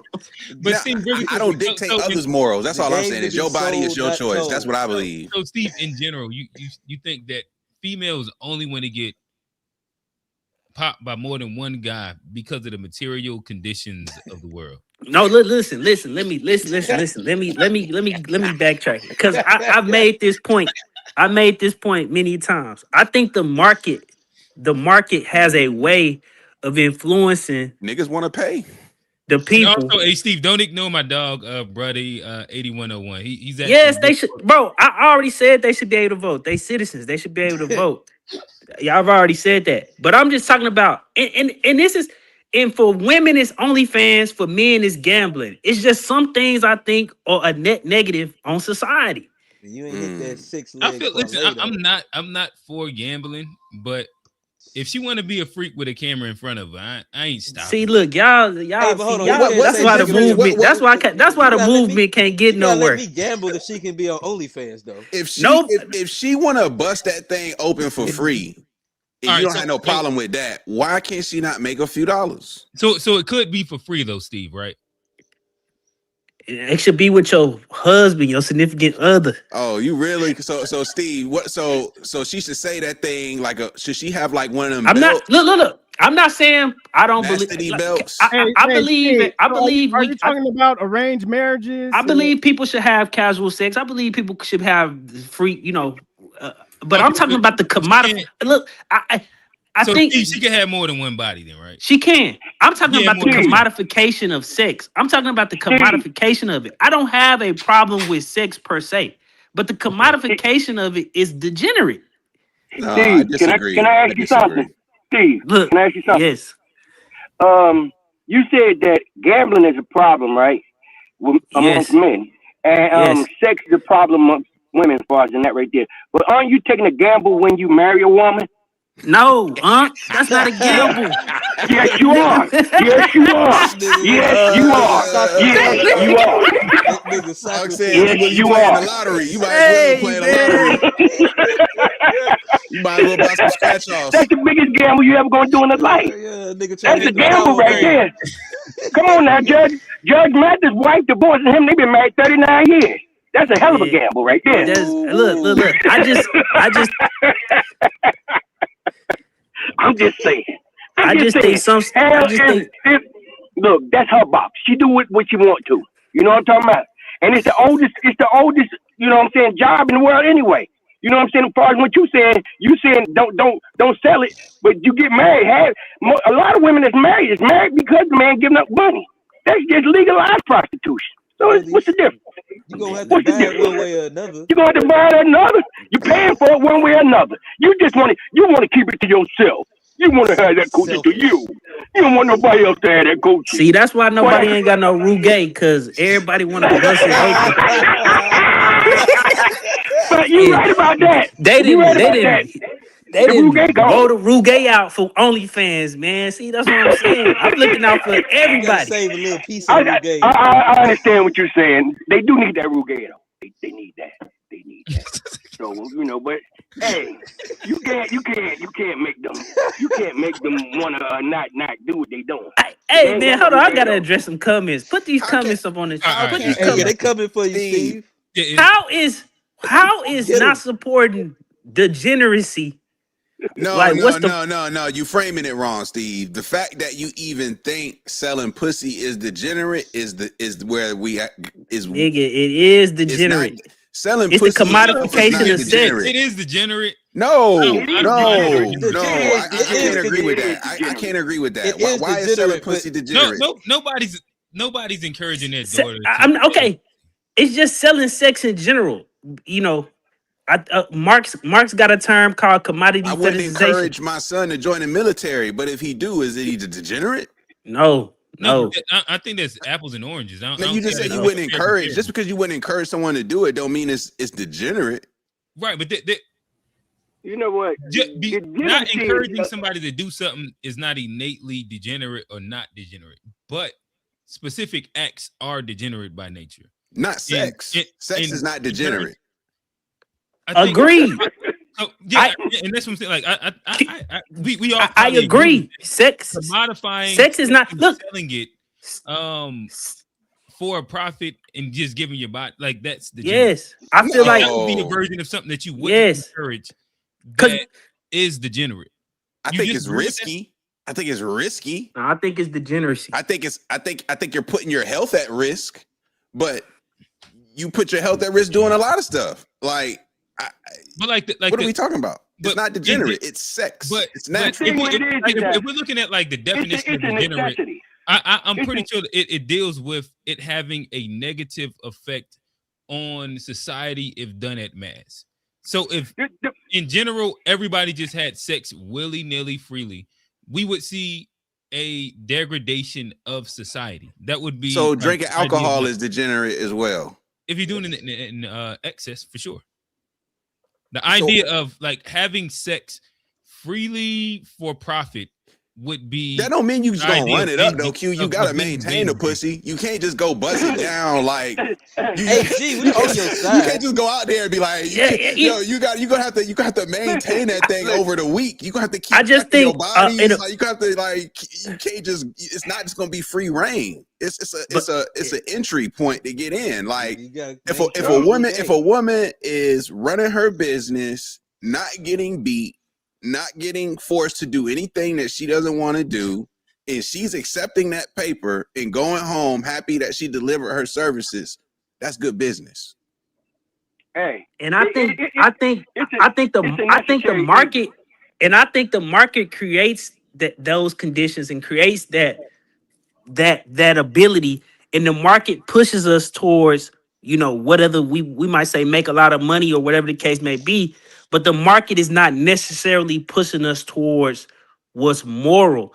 And in this world, if we don't have, if the government, Steve, if you were single and a girl was just like 500, just come knock me off. I'm not. Quick. That's against my values. If I can't get it, if I can't get off the strength, it ain't meant to be. No, she wants to pay you for a service. Nah, that's degenerate. That's degeneracy. Oh, okay. I'd be a degenerate. Hey, 500. That's not degenerate. It's not degenerate. It's a recession out here. I mean, it was just, maybe because I just. It's okay to turn it down. You can say, no, I wouldn't do it. I'm not with that, but it's not degenerate. Is my point. So really, but it's just like maybe because I read. Steve, I'm coming straight to you. Bruh D 8101. He might be my new favorite. He said, but for real, Steve, you gay low key, which is cool, just a little weird. Then he says, Steve ducking. He know he a rainbow. Steve, are you married or like? Yes, I'm married. Been married. But finna be 11 years, bro. Y'all know Steve married. Steve always talk about his wife. I don't believe in that type of like low level degeneracy. Because like if you go read up on the Soviet, if you go, hold on, man. If you go read up on the Soviet Union, like they're murderers or no. Listen. When you go read up on the Soviet Union, Steve to jump off the cliff. When you go read up, on the Soviet Union, when motherfucking Stalin came into power, that prostitution and shit was gone. Day one. He said, we can't be a utopian socialist society and y'all trying to commodify pussy in my... Bro, citing what that nigga did does not move me. Like, yo, I don't want... Hey, man, I'm just saying. Them niggas had some type of... Yo, them niggas had some type of code, bro. For a vape pen? Didn't they have Brittany Griner locked up for a damn vape pen? Like, I don't want to live in Russia, my nigga. Like, that's not my... I'm just talking about having some type of, I just don't believe sex should be commodified. I think people should freely have as much sex as they want to. Let me just ask just one clarifying I got one question too. G. Just because the word degenerate is what bothers me. If you are somebody who fucks freely, like as in you fuck liberally for free, are you a degenerate? No. See, so you telling me the commodification of sex is what degenerate. No, so you could be disagree. So you a hoe out here busting that thing open, or you a nigga out here just fucking any and everything moving, but you not degenerate, but you a paid sex worker with agency and a business. I would say that they don't have agency because the crazy. I would say they don't have agency because who in their right mind would sell sex if the economy wasn't coercing them into that? Steve, maybe you don't love sex the way these bitches love it. Man, if you love sex, you do it for free. You do it for the love of the game. It's like the same thing like strip club. Who is stripping a strip club? Like, I wouldn't do it, but it's some niggas who will strip in a strip club. It's some women who will strip in a strip club. For the love of the game, it's not degeneracy though, right? It's not degeneracy. I just only have a problem. So let's remove sex. Let's take sex out of here. And I'm gonna let me ask you this. I got one question for Steve too, though. Let me ask this real quick. So, at what body count number does it become degenerate? 75. And what amount of time? And what amount of time? What amount of time? Hey, really quick. Let me try and do this real quick. So, I'm gonna just take you through some numbers, and then we'll see where it gets degenerate. 5. At how much time, Q? Nah. At how much time? 5 in a year? 5 in a month? No, we just going lifetime. Let's say lifetime in her peak. In her peak. Like yeah, let's say lifetime. She's 35. She's 35. And we just saying what got 50 bodies. Wait. Right, Did she go to college? Yeah. I'm saying she went to college, multiplied by 4. Exactly. You gotta add 15. All right, but Come on now. Hey, listen, we turn it into a nigga podcast, Rick. My bad, we're going corporate. But so really, all right, she said 5. She good. 10. 10. Oh, She damn. Look. Let me. No, I don't think. Okay. Before you get please, you gonna. I don't think no number is degenerate. I don't think no number is Now it's not degenerate. about the number. Now it ain't about the number. I don't think no number is degenerate. Now it's not about the number. Here we go. Hey, man, where I my Michael just- Jackson? Because this nigga moonwalking, bro. I just wish only could have drop that a right now. issue.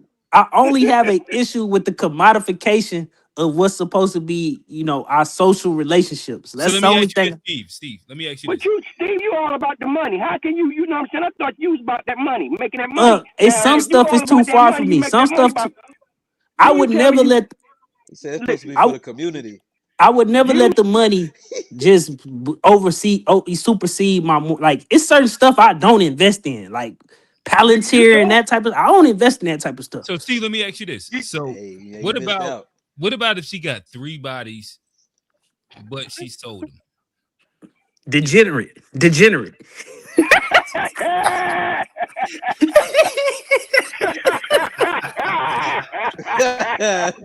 But so like if you let somebody listen, stick hey, their Steve, fingers think in about for it, think about $50, it. degenerate. You got shorty that gave 100 away for free. Rugay gone. It's Blew 3. out. And she only sold them 3, but that's it. You saying that Rugay gone, blown out, 100 body. That's a better woman than somebody who sold for 3 times. She less degenerate than the 3 body. Yes. Okay. That's damn near out the I box. said, I stand on it. Hey Johnny, how you feel about that? What you taking? You taking 100 body, baby? Or you talking? Are you taking 3 body sold?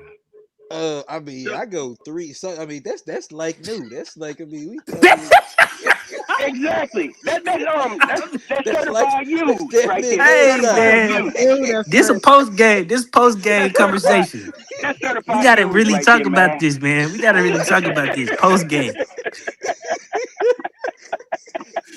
All right. You know it, Johnny. All right. So I guess let me see if I can reel this in. Really Y'all funny, bro. Y'all is funny, man. Listen, we actually found our first way to get Steve to jump off the cliff, and we had to kind of stick there for a quick second. But I guess this would be a good segue. So really quickly, we'll do a couple icebreakers, and we didn't get the chance to do them early. Y'all wanted the topic quick, so we got to the topic, and yeah, we'll do a few icebreakers. Maybe the easiest way to start. I'll throw it. Hey, chat, talk to us. Do y'all want to go Diddy, or do y'all want to go the scammers, the Somali scammers? Chat, y'all got about like a minute. Drop them in there. Let us know what y'all thinking. We can go Somali scammers, or we can go Diddy. Talk to us. Again, we are streaming on 2 platforms right now. Make sure you hit like, comment, subscribe on both channels. Super chats are open. Make sure that y'all tap in, hit us. There is the To Be Fair show. The Tubies is coming. Stay posted for the date, but the Tubies are coming. Again, we have many nominations. Your favorite for Unpack. Again, there's a running. We have G is nominated. Is he your guy? When we're talking about Unpack, dropping gems, yelling at whoever. Johnny, Mr. Middle Ground, or sometimes he's conservative, sometimes he's liberal. Is he your guy? I think you muted, G. Can't forget the empathy.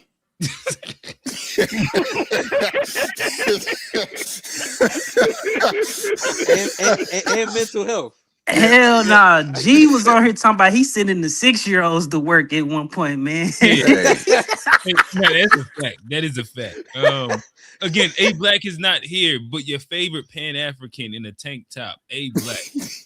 World Again, traveler. are you rocking with A Black? Again, and we'll throw some of our past guys. Again, this is a award show in which we're celebrating all of our guys. So again, your favorite FBA tether hater, FBA Trey. Is he your guy? We do have, like if we dig in the crates, we get our guy, Alex. Is he Throwback. your If you know, guy? you know. If you know, you know. All right. So with that said, let me step into the chat and see what we have. We have some S's in the chat. All right, so we can go to Somali, and we can talk about that. I got a couple memes that have been sent in. I'll play a few of them, and then we'll have a conversation. Are tracking the web of fraud to other Minnesota Democrats, such as Congresswoman Ilhan Omar. Many of the suspects linked to the scheme live in her district, including a restaurant owner who hosted events for her. He has since been convicted of stealing $12 million. So to go even further than this, back in 2020, there was about $250 million given out in state funds to feed hungry children during the pandemic. Now, that money was allegedly pocketed by a man named Salim Ahmed Saeed, who was conveniently the owner of the Safari restaurant in which Ilhan Omar held her 2018 congressional party at. And this money that was supposed to feed hungry children was only made possible because of the 2020 Meals Act, which was introduced and passed by none other than Ilhan Omar. Now, there is still no evidence that directly ties Omar to this fraud. However, considering all the evidence, there's a reason we're doing a deeper investigation into this fraud now. And how despicable, how reprehensible that you would use the money meant to feed hungry children to support your lavish lifestyle. 7 people charged, all but 8 are of Somali descent. And that has added to the spotlight being put specifically on your community. Why do you think this fraud was allowed to get so widespread? Well, I want to say, this also has an impact on Somalis because we are also taxpayers in Minnesota. We also could have benefited from the program and the money that was stolen. And so it's been really frustrating for people to not acknowledge the fact that we're also as Minnesotans, as taxpayers, really upset and angry about the fraud that has occurred. Omar get all that darn money from? Let's go through it. When she first ran for Congress in 2018, she was married to a Somalian man named Ahmed Nur Said Elmi. And she had a net worth of... I ain't gonna lie, he cheat on bitches. I ain't gonna lie. You see this nigga picture? Hey, why this look like Kamu diabolical cousin? I thought that was Kamu, bro. Why this look like Kamu diabolical cousin right here? Oh, shit. All right, we're gonna keep going. $65,000. Not a ton of money, but $65,000. By 2020, a whole 2 years later, Ilhan had already divorced and remarried another Somalian man by the name of Ahmed Aladizian Herzi, and her net worth was still right around $65,000. Yet just 4 years later, she was divorced and remarried again for a third or perhaps a fourth time. We don't know for sure because Ilhan Omar likely married her brother at one point to get him into this country illegally when she came here from Somalia, which, by the way, is a federal crime, and she's serving in Congress. And nobody talks about this. So by 2024, Ilhan's married to a new person, a white guy named Tim. There's Tim Minette. And Tim is not a rich man, but now he is. Tim's rich now because somehow over the course of the last 3 years, Ilhan Omar's net worth has skyrocketed to over $30 million and counting, meaning she went from having right around $65,000 to $30 million in 3 years. Think about that. Powerball drawing is tonight. Wouldn't that be wonderful? Ilhan Omar did not win the lottery. Bernie Madoff was cheating, and he still wasn't doing that well. That is a 46,000% increase in less than 3 years. Now, how do you suppose that happened? Do you really expect us all to believe that she just played the stock market like she's got a great investor and they just got kind of lucky over the course of the Biden presidency? And why are we the only ones asking these questions tonight? So once again, where did Ilhan Omar get all that money? And why is she trying to make Americans feel bad for Somalian criminals? See, this is why Steve don't want women selling that box. If women could sell that box, she wouldn't have to defraud the people. This was so funny about this. This was so funny. Like, yeah, these people committed fraud. But the point they're trying to make about her being like her net worth jumping up, if just a little research, you'll find out that the white dude that she married was like worth $25 million, and they had to put that on the financial disclosure that he was a partner in a venture capital firm that's valued between $6 million and $25 million. Like, but even if he, Hey, but hold on. Hey, hold on. Steve, if women get married like that, Steve, I know you don't believe women should get married that many times. Yeah, that's degenerate. Look, I only got a problem with the commodification of social relationships. I don't have a problem with people. So is she a degenerate? Is Ilhan a degenerate, Steve? No, she not. Yes, She not. she is. Yes, she is. She gotta be degenerate. If she was selling herself for a pack of ground beef, then What you think she was doing? Steve, so she married a white man. You grow up Somali, Muslim, and now you marry a white capitalist. And that's not degenerate. You not only a degenerate, you don't even believe. Now we can call her some other things. She filed for that, but I'm not gonna say degenerate. Degenerate for marrying her brother. For marrying her brother. That wasn't her brother. That's been debunked. I tell you what's not debunked. That white man. That's The a white man, capitalist. she with him, and he Super rich. capitalist, So right? You said how much millions? he worth. It say his company that he'll partner in is valued at $6 million and $25 million. All I gotta She do- turned her back on Somalis and Muslims. Exactly. And poor folks. And socialists. Now we can take critique of all that, but to be like, she stole the money. Nah, she just married a rich white guy. Fellas. Johnny, before you get there, I forgot we do have a newcomer to the panel, and we probably went through a couple of Dead Pixel.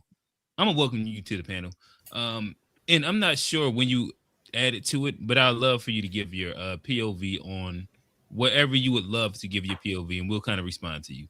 My bad, I meant to bring you up a little bit early. That's cool. Can you hear me okay? Yeah, so it's a slight. Well, it sound like you in a room. we got an international. That sound like Australian. Australian. We don't know that yet. Where you from, bro? I'm from London. Americans, for some reason, always think Australia, people close from enough. England are Australian. I don't know why that is. Because I've been to Australia. You sound just like them. Well, you've They been be like, to a place. hello, that mate. I came in when you were talking about immigration.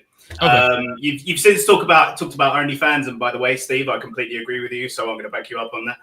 He said, I talked about what? He was talking about OnlyFans. Degeneracy. Thank you, man. And yeah, I guess now you're talking about the Somalian community. Yeah, so wherever you want to hop in at, wherever you have your strongest opinion, just talk to us. Oh, I mean, I've got opinions on all of it, to be completely honest, but I don't want to take up. Let's hear the OnlyFans. What's your reasoning behind it? Hey, this is your time, mate. Let it go. Pause. Okay, you gotta stop. You gotta stop with the Crocodile Dundee accent, though. I'm not from that place. That's where we sent our criminals. So, like, that is offensive to me as an English person. Because you're basically y'all calling sent them me to America first. You sent them here first. We didn't send Australia second. Australia got the criminals there. They're the worst of the worst. Yeah. They did send some degenerate whites over there to Australia. They sent some degenerate whites over there. Australia was basically like a penal colony. Like we just sent everyone over there. It's true. So okay, well, OnlyFans. Steve, I agree with you completely. I think the issue is the like people selling themselves. I disagree with that, but I think the biggest issue is the kind of loss of potential. So what might a girl have achieved in her life if she wasn't, I don't know, 16, 17, and she's seeing these women online that are driving Lamborghinis and thinking, oh, I'm going to go and do that when I turn 18. You know, what could they have done with their lives? Dead Pixel. What if she 35 and decide to sell that box? No, he doesn't mind selling the box. He said just the only. You don't mind? My bad. I wouldn't say I don't mind how. Yeah, I mean, I do believe that any consenting adult has the right to do what they want. Have you ever paid for box? Have you ever paid for some box? Hell no. Hell no. Okay. There's nothing wrong with it, brother. I just want to make sure what I'm being honest. Man. Box either. Johnny, no, I one way or another, you gonna pay for it. I mean, when you married, you pay ain't gonna get none of it broke. When you ever tried to get something broke? But what about the women that pay? Johnny, you done got some free box before though, right? After you invested in. Oh no, what about you never got no box just off the strength though? Yeah, you're right. What about the surrogate women? What about the women that sell their womb? Ooh. I have an issue. I have an issue with that. I have an issue with that as well. Damn. But listen, we're taking away from Dead Pixel time. That was just a quick little one liner that I want to throw in there. Well, y'all keep interrupting them, so you know. My bad. You're right. That was my bad. No. Feel free to jump in. Honestly, like I don't want to do a monologue here. Yeah, because I will just take. Dead Pixel. We let LTO go for about 20 minutes. You got the flow, man. You know, I gave LTO a full interrogation for sure. Yeah. So my issue is when you're holding up like these people. I'm trying to. By the way, can I just check something? Yeah. What kind of language could I use on your channel? Like I don't want to get you straight. Any bloody language you want. All right. So wait. Do not. Hey, no hard R though. Do not say the M word. I wasn't about to start doing that, but no. You got these fucking people like Bonnie Blue, right? And they're driving a Lamborghini, doing whatever. She's fucked. Like I don't know how many lives of women she's fucked up. Who'd you say again? Do you know what I mean? I don't know how many like girls' lives she's fucked up by holding that as an example of you want to be like me. Which woman are you referencing? Bonnie Blue. You know that Bonnie Blue, the one who does all of those stunts where it's like 1,000 guys in a day and all this kind of stuff. I thought she got arrested. But are women, I heard about that. I don't know why she got arrested, but are women emulating her? Selling their box. Was she just suspected? I don't think like I mean I'm using her as an extreme example, right? Okay. But I think we're seeing a real rise of girls that are like turning 18, and like the second they turn 18, they create their OnlyFans account.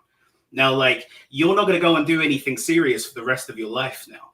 Like if you get any kind of traction on your OnlyFans channel, you're not going to go and do anything serious. And also, like guys, I'm just going to put it out there. They're kids, man. Like they're gonna have kids one day. Their kids are gonna grow up, and it's like, oh yeah, that was what my mom used to do when she was like 18, 19. Do you have the same opinion who of wants like? that? Do you have the same opinion for like porn workers as well, like women in the porn industry who ban? Yeah, I do. I do have exactly the same opinion. But where the porn industry was different to OnlyFans was that it was at least kind of moderated. It wasn't like open and free to everyone to go and destroy their lives immediately. It was kind of ring fenced. It was like a gateway. Yeah. So exactly, gatekeepers. So Dead Pixel again, like where you're having the conversation, it does still beg me the question: if she's 34 years old, 35, and she decides to get an OnlyFans or start porn, do you have an issue, and why?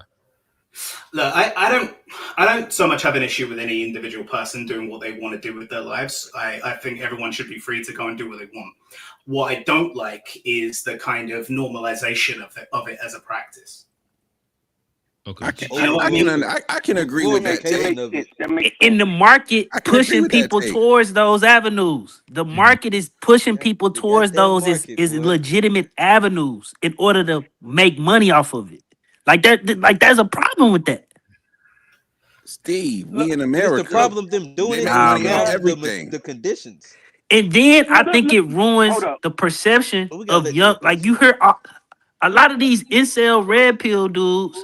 They see all this stuff and they see these, the extreme examples, and it's creating this dichotomy. It's just like it's like a circular thing where now you see all these people do OnlyFans, and then you go down this red pill rabbit hole, and it's just a circle over and over again of creating the worst type of people who think all relationships is based off money.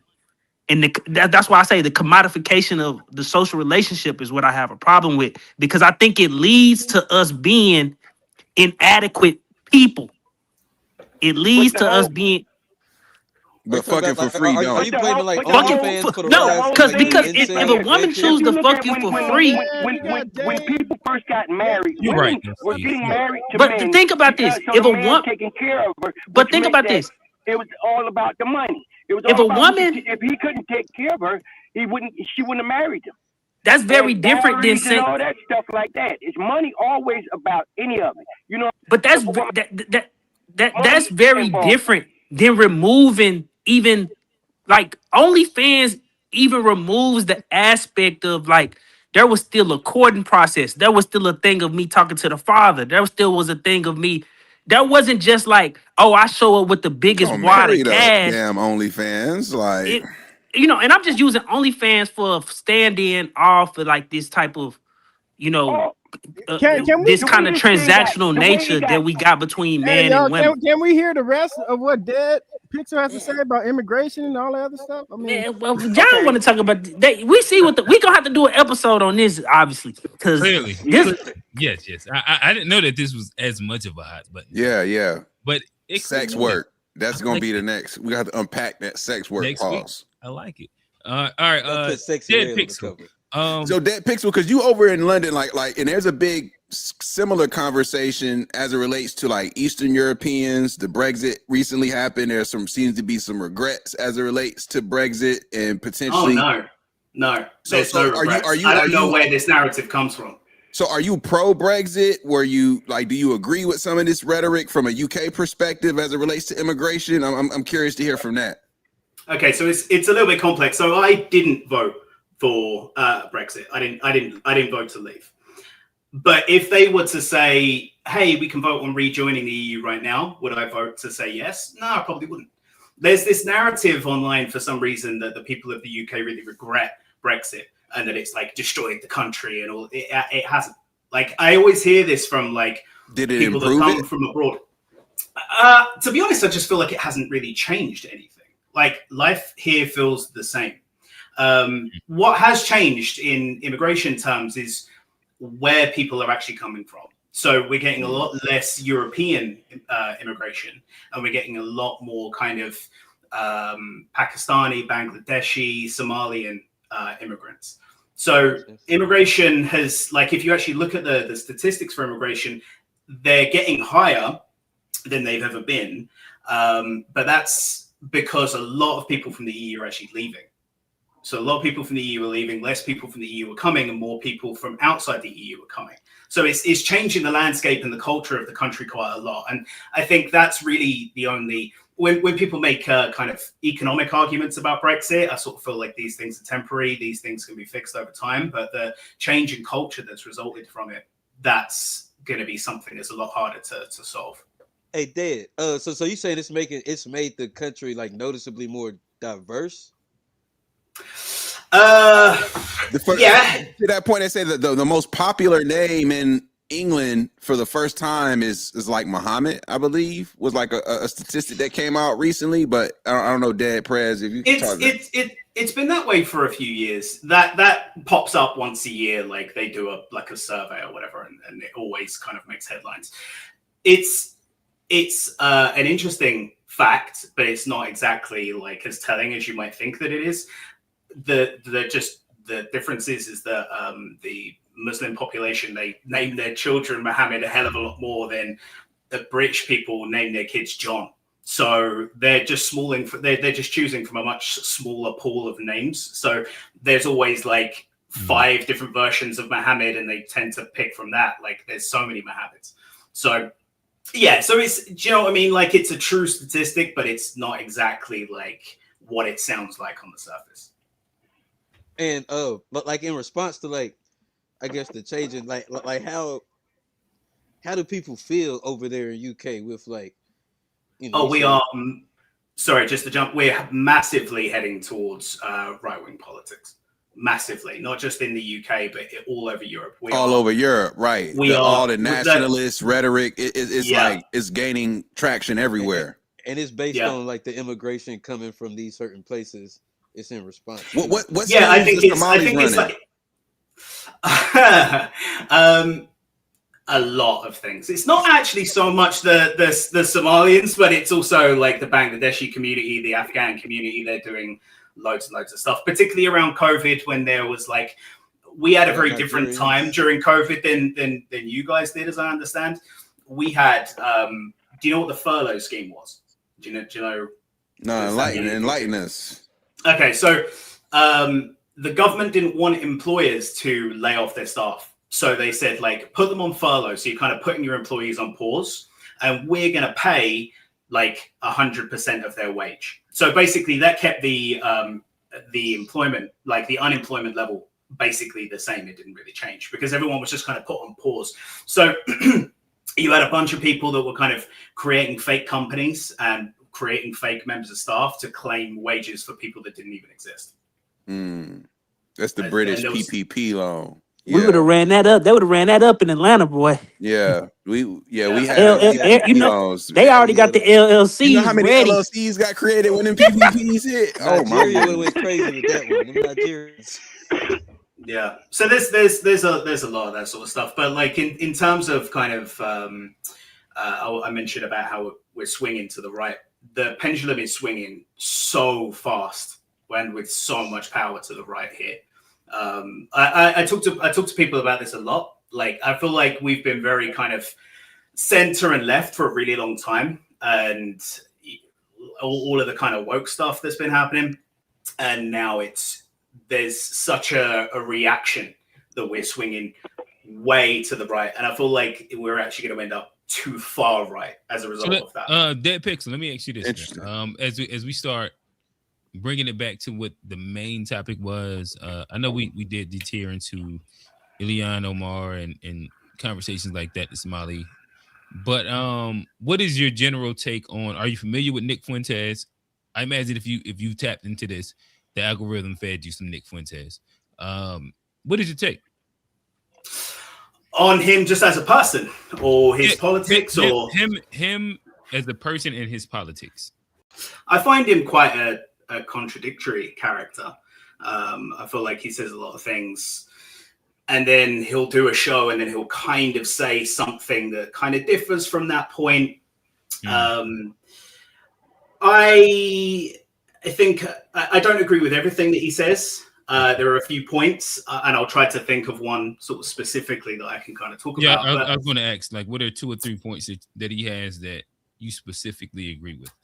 I think Israel's control over kind of Western nations is something that I would agree with him on. Okay, that's kind of like the horseshoe. So that's right and left. They all kind of agree on that space. Anything else? Again, he has his immigration politics.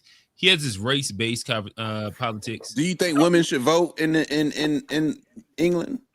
I had a conversation about this just the other day. I've got no problem with women having the right to vote, but what I do have a problem with is them bitching about having it later than we had it. Like they didn't get the right to vote at the same time that we did, and there's a reason for that, which no one ever seems to like talk about. So which would be what? Men got the right to vote basically hand in hand with the. Is it selective service also?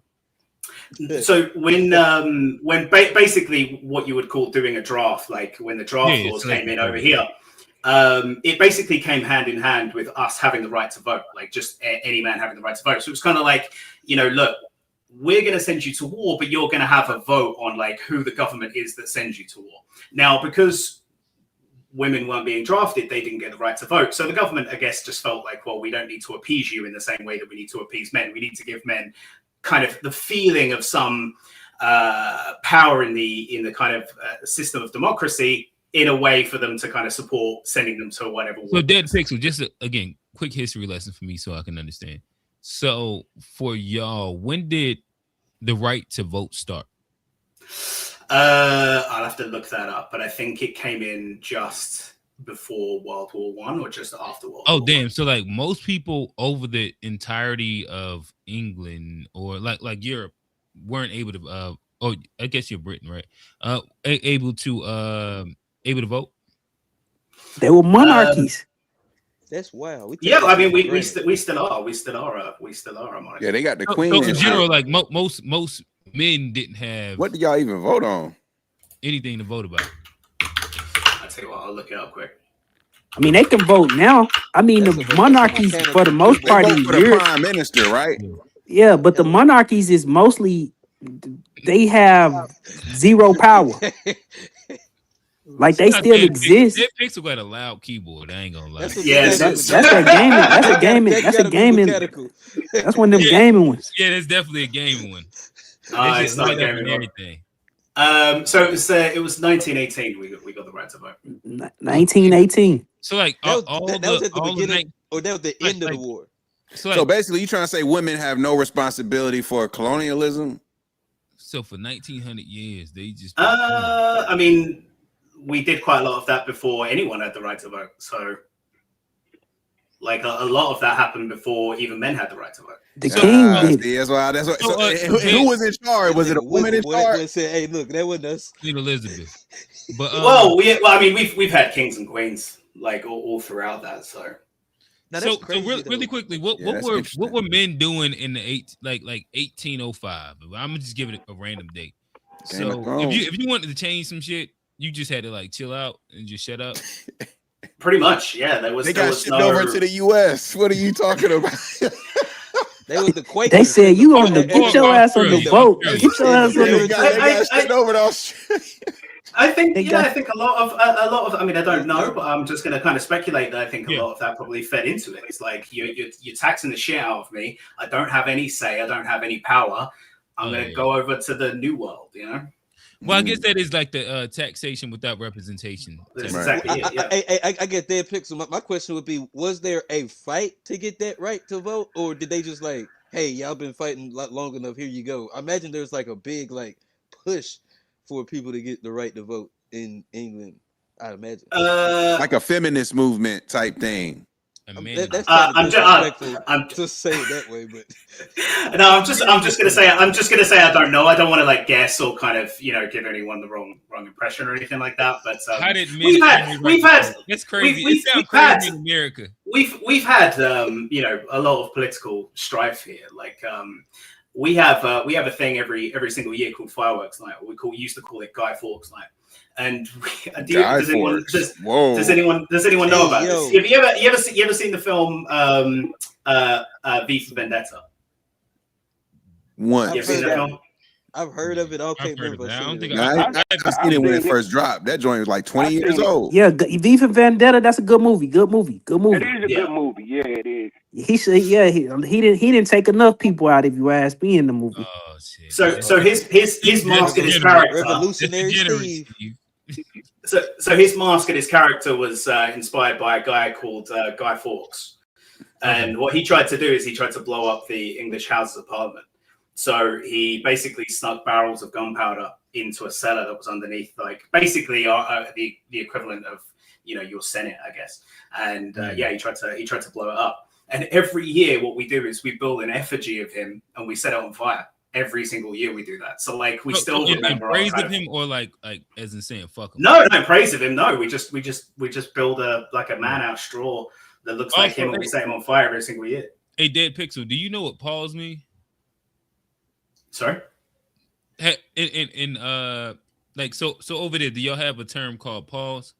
Do you understand like that meaning? Or is that familiar? Like pause. Pause as in like stop. Pause as in like stop what you're doing. No.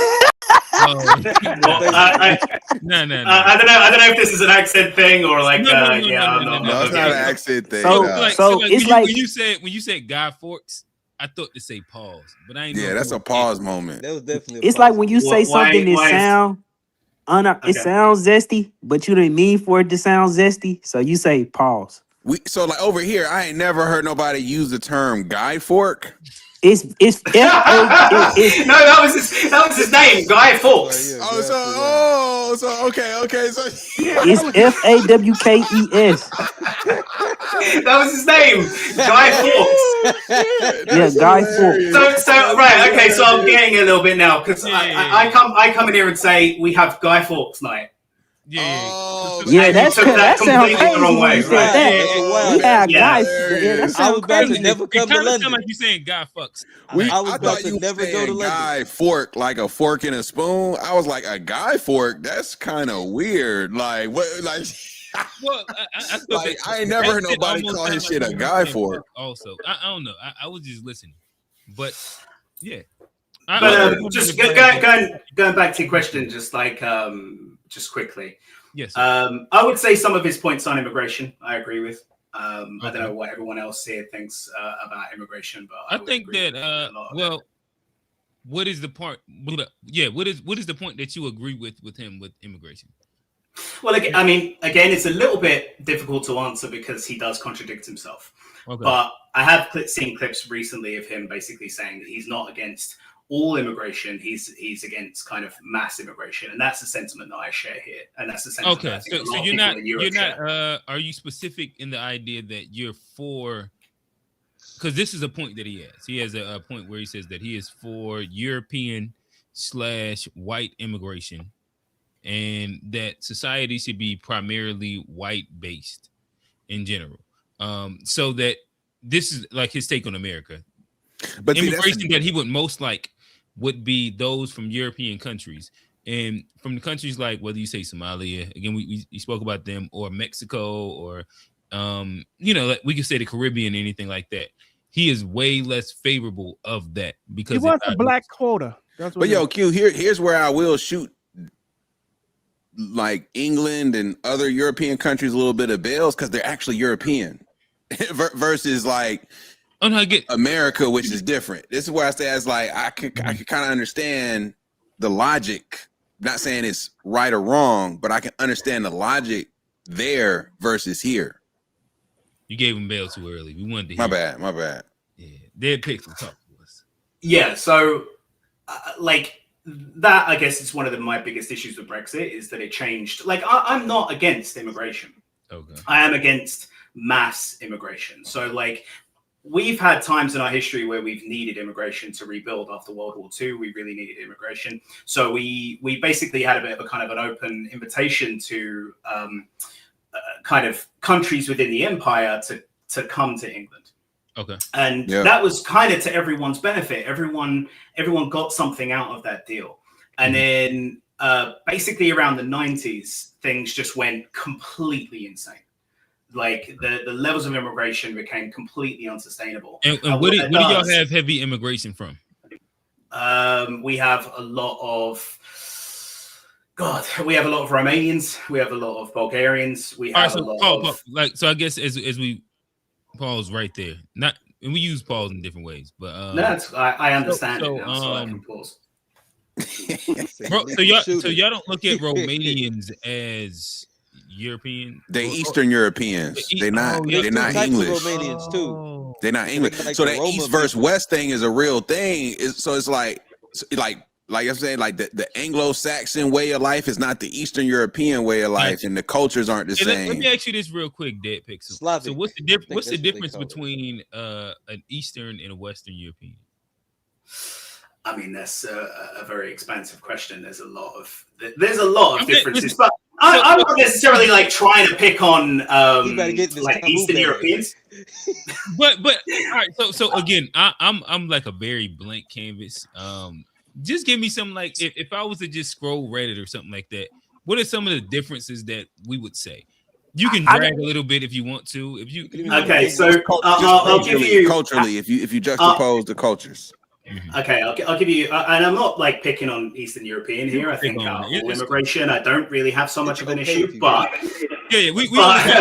we only got European on here. I'll give you an example. I used to work as a housing officer, in, I guess, what you would call the projects, right? So my job was to basically go to these like housing estates and like deal with different things. I also had to collect rent and stuff like that. It was a bit of a dangerous job, but I also had to deal with like you was like a landlord. This is before Cash App. I was like a representative of like state housing For the state housing. Yeah. Okay. Yeah. Yeah. So I had to deal with all manners of stuff, from like antisocial behavior to like rent collection and this, that, and the other. And there's a lot of good people that live there, but the people that are really just antisocial, they stand out like a sore thumb. And a lot of people that were coming over from kind of Eastern European countries or kind of Middle Eastern countries, their rules on, let's just say, sanitation was not the same as everyone else's. And to be clear, when you say Eastern, and I'll give you an I'll give you an example of that if you really want me to. Yeah, please do. Please do. Okay, so the women were throwing their used tampons off the balconies. Yuck. Yeah. Wow. Okay. So like when you went outside, you seen like red. What culture was this? Nick Fuentes would have seen a tampon over in London, is what you're saying. Yeah, he would have known what it was though. It didn't stop there though. Like they would throw like dirty, well, we call them nappies, you call them diapers, but they would throw like full diapers off the balcony. So like, it's dirty nappies. I don't like the sound of that. I don't like nappies. the sound of dirty nappies, man. I like nappies Hey, what as a culture is this? diaper. I do. I like nappies. I heard somebody else talking about this. What culture were they from? What countries are we talking about? People being from? Oh man, you about to get yours. Pause. There was a lot of Romanians. There was a lot of Ethiopians. There was a lot of Ethiopian. Yeah, there was a lady who did. Hey, there was a lady. We talking about Eastern Europeans. That's Africa. That's the wrong place. Eastern Europeans. He was like, no. Okay, yeah. We waiting for them. No, because hey, the lady talked. She had a whole experience. The lady was throwing diapers in her front yard, just throwing them out there, and she had to tell him you can't do that. Yeah. Hey man, that shit funny, bro. That boy said Romanian. He said, nah, Ethiopian. Yeah. That sound about right.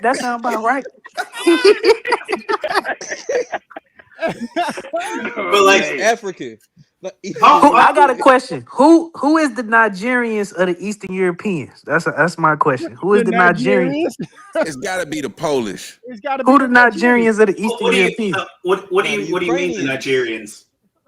So the scammers. So like this. So this is a funny thing. Ooh. Nigerians are cool here.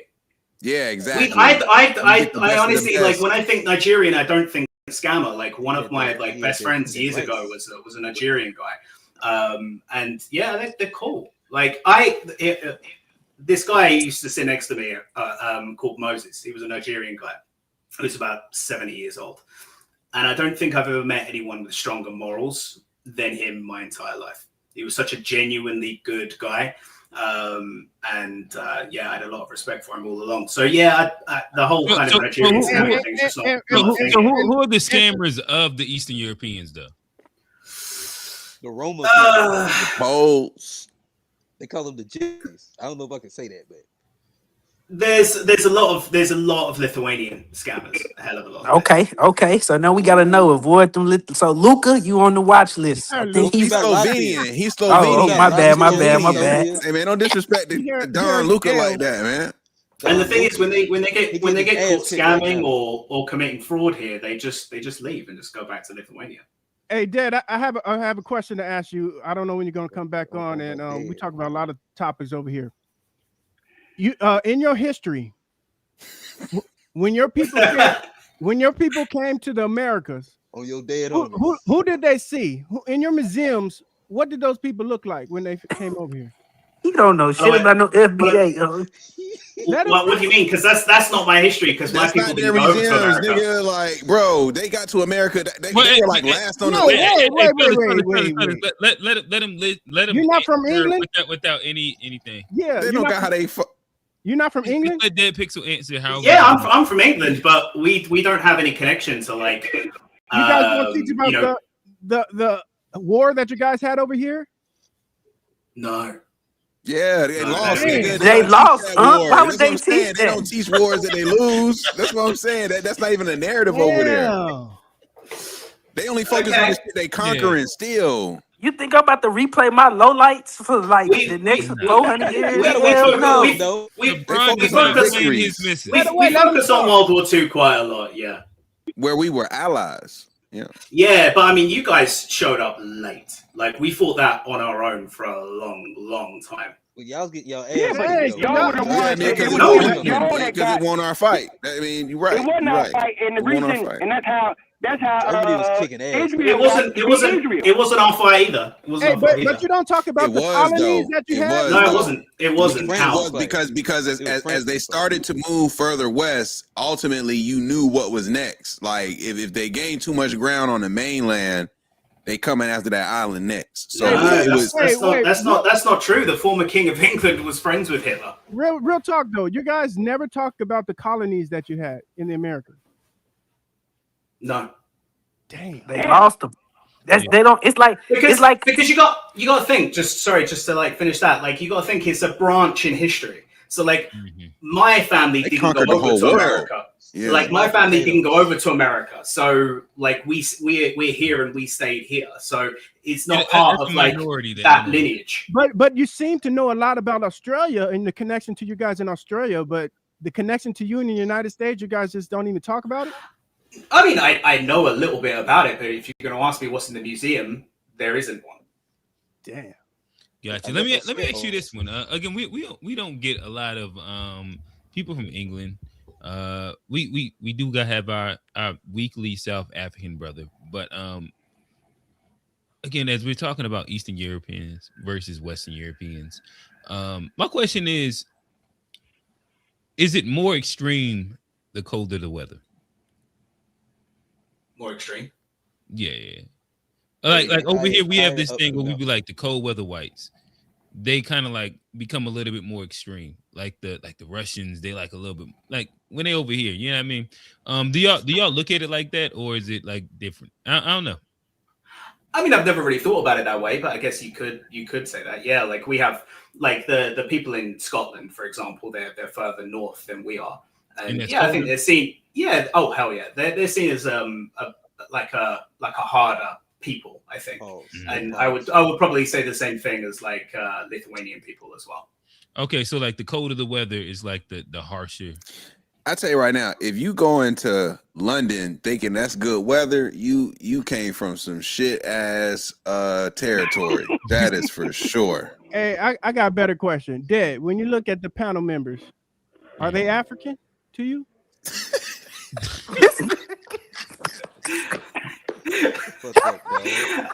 Like, what do you mean? Do you mean ethnicity or nationality? Both. Now you tell us. You tell us. We just gonna ask. That's the question. You tell us what you said, because old man not gonna let this go till you entertain it. So old man is in it to win it. I mean, I don't know if they're from the Caribbean or where your ancestry is from. He said we non-FBA, y'all. Oh Lord.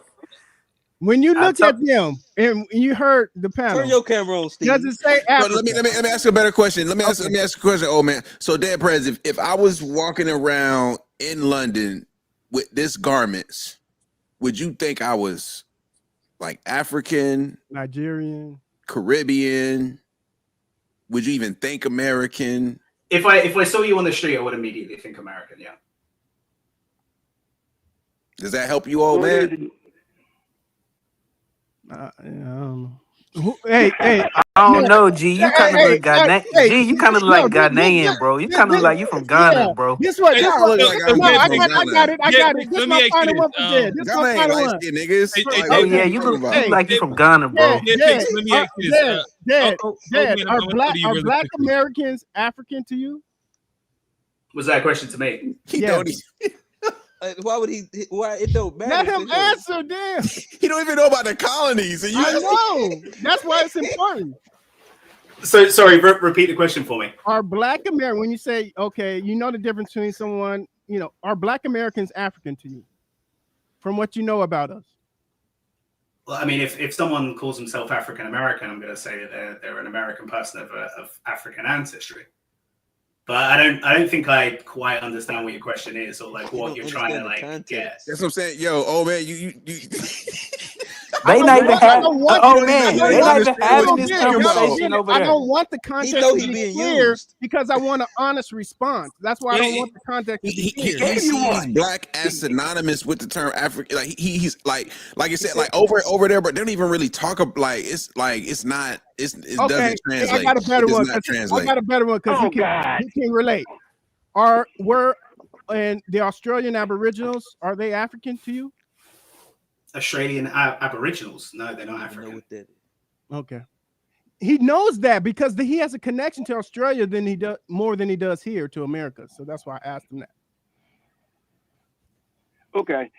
Let's move on. Let's move on, please.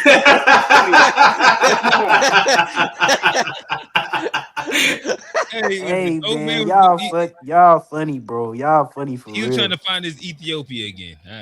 I got the old man was just like, hold up. I know I'm gonna hear some African country pop up. I just want to say something about the. You thought it was gonna say Jamaicans? I know what old man was looking for. We gotta let get his Somali point. I know who he thought was Caribbean. He thought Johnny was Caribbean. He thought Q was Nigerian. I'm more African. I'm more American than all y'all. Yeah, that boy Q look like he Igbo. For real. Shout out to the gang. Yeah. Damn. Real Igbo. You hear that? Bloodline. Yeah, I know. That's what I'm saying. Come on, now. Don't do that to us. You already know. You already know our bloodline. Unc refused to accept that. He like, we not accepting that at all. Don't put that on the blood. Everybody on here know our bloodline. We know. Hey, Dead Pixel. Let me ask you this. So you said that you would, if you seen us out on the street, you would think American. What is it that would be distinct about us that would seem American? Dress sense, mostly fashion. Okay. Like you can spot an American person in London, like in a heartbeat. And you're saying that's based on dress, not our phenotype. Yeah, it's just dress. Yeah. Oh, okay. That's true. That's what's up. Americans can't dress. Let me get on these. Let me get on them. Okay. Come on now. Somalians. Yeah, Paul. Y'all ain't say Paul Sunday, so there ain't no Paul. Yeah, you need to say pause. You said you about to get on him. I'm like, yeah, pause on that, man. Yeah. Listen, you called us out on the good pause that we didn't know. You got a Sunday. Yeah, we said it afterward, but we was talking about how soft and hard Diddy was. Whoa, yeah. That's crazy. Hey, yo. I got on about that. That sounds crazy as hell, bro. That sounds wild. And it wasn't until Unc said it that he was like, oh, damn. Nah, that's flagrant. That might be the worst offense ever on the show. Listen, we had a crazy one the other week. No, Rail got that one. Rail got it by a long shot, probably. Whoa. But go ahead, Unc. Yeah, the Somalians, something that people don't understand. And I've been telling people this for over 20-something years about the Somalians. What people don't understand is their bloodline is weird and confusing because it's Arabic and African, and it's also a bunch of incest that goes on over there. So you know what I'm saying? With them, they don't even consider themselves black. They think they're Arabic. But if you look at them and you look between, and you can tell people that are incest because they have gaps between their teeth a lot of times, and their hands are funny. Oh, come on, man! No, this is all. This is all a fact. This is all medically. Look it up. Look it up. I understand the head, but not the teeth, dog. Gotta get to yes, the teeth. Yes, teeth. I'm weak, bro. I'm weak. Teeth are supposed to touch each other. And when they don't touch each other, they fall out. But if you have gaps between all your teeth and they just sitting there, that's incest. Supposed to touch each other. Hey, the demand for a dentist is going up right now. Man, this shit funny, man. But the thing is, they don't encourage the black. research on that one. They don't claim. Look, do the research. He said gaps in all the teeth. I'm about to ask ChatGPT this shit right He now, said man. gaps in every teeth is Not just incest. the front gap, but you talking about the All teeth, nigga. All of them gapped up Space. like hell. They Yeah. only need a toothpick. You know what I'm talking about? But anyway, like I'm saying, they don't even consider themselves black. They say that they're Arabic. And for them to come from Africa like that, it's because it was, you know what I'm saying? They do have Arabic blood in them, but it's a lot of incest that goes on over there too. Yeah, That's I why don't look all at of them, Ethiopians or Somalians as black. So what you saying? They got, but you look at other Africans as black. Q, like what you mean by that? they have a lot of bloodline from Arabic. They have a lot of Arabic bloodline in them. They're more Arabic than they are black. Yeah, When you say, wait, none of them are black. They're African. So that's why I was asking for clarity. You know, so you see some Africans as black, but not others. Like what do you mean by that? Yeah, I don't think that we're descendants. Speaking to me? No, he's talking to me. I don't think we're descendants of anybody from Ethiopia. Yeah, I'm not saying that we necessarily are, but when Ethiopians come here and have kids, those kids aren't considered black kids, for example. Yeah, I mean, I personally don't look at like so. For example, I don't look at Myron Gaines as black. He's not black. He's a northern Sudanese guy. He's way more Arabic in like I cringe when he says the hard ER or just the N word in general. What about somebody who leans towards our culture though? Who's of that? I don't care descent? about that. I just don't think that they're. They're not. They're not black. I think that they're more in comparison. But you would give like a native Nigerian a black pass. No, I over think a Somali or neither one. No, I neither think one that, get a pass. No. All right, so I think that Nigerians are black. Like that, like phenotypically they're black. I think that there's a genealogical tree that branches to Africa and Nigeria and West Africa. They're I not don't think black, that we are. though, I don't they're think that we are. African. I don't think that we're descendants of Ethiopians and Somalians, and I think that they have a heavy influence. But aren't Nigerians descendants of Ethiopians? I think this kind of where the originals were black, but this is they got muddied down by when the others came there and conquered If them. life That's where starts the in East bloodline Africa got thinned out. and spreads east and west from there. East Right. But the beginning point. That would mean like everybody's black. If we But go the beginning point. that one, then sure. But the beginning points of the terms like Ethiopian, black, Moors, they all describe Africans from different parts of Africa. So the word black is usually in the European history when you read it Sub-Saharan Africans is referring to Africans specifically during the transatlantic slave trade. Ethiopian at one point was a term to describe dark-skinned people of Africa, but that was a different time period. The same way the word Moor was used to describe dark-skinned people from a certain part of Africa. So like, and then of course you got the American context of what black. So black becomes something else when black people turn it into something else in America. But the word black from a European historical context, that was usually used to describe people from sub-Saharan Africa that they trafficked during the transatlantic slave trade. And then obviously it becomes something else that we use to differentiate now. You know what I'm saying? Like these things is much more complex than like people try to make them, like, But in general, that's kind of where I drew the line at, is that if you are of that section, sub-Saharan West Africa, and or obviously like African American, that's kind of where I look at as black. If you're a descendant of any of those two groups, I don't look at and again, what about the islands? Islands?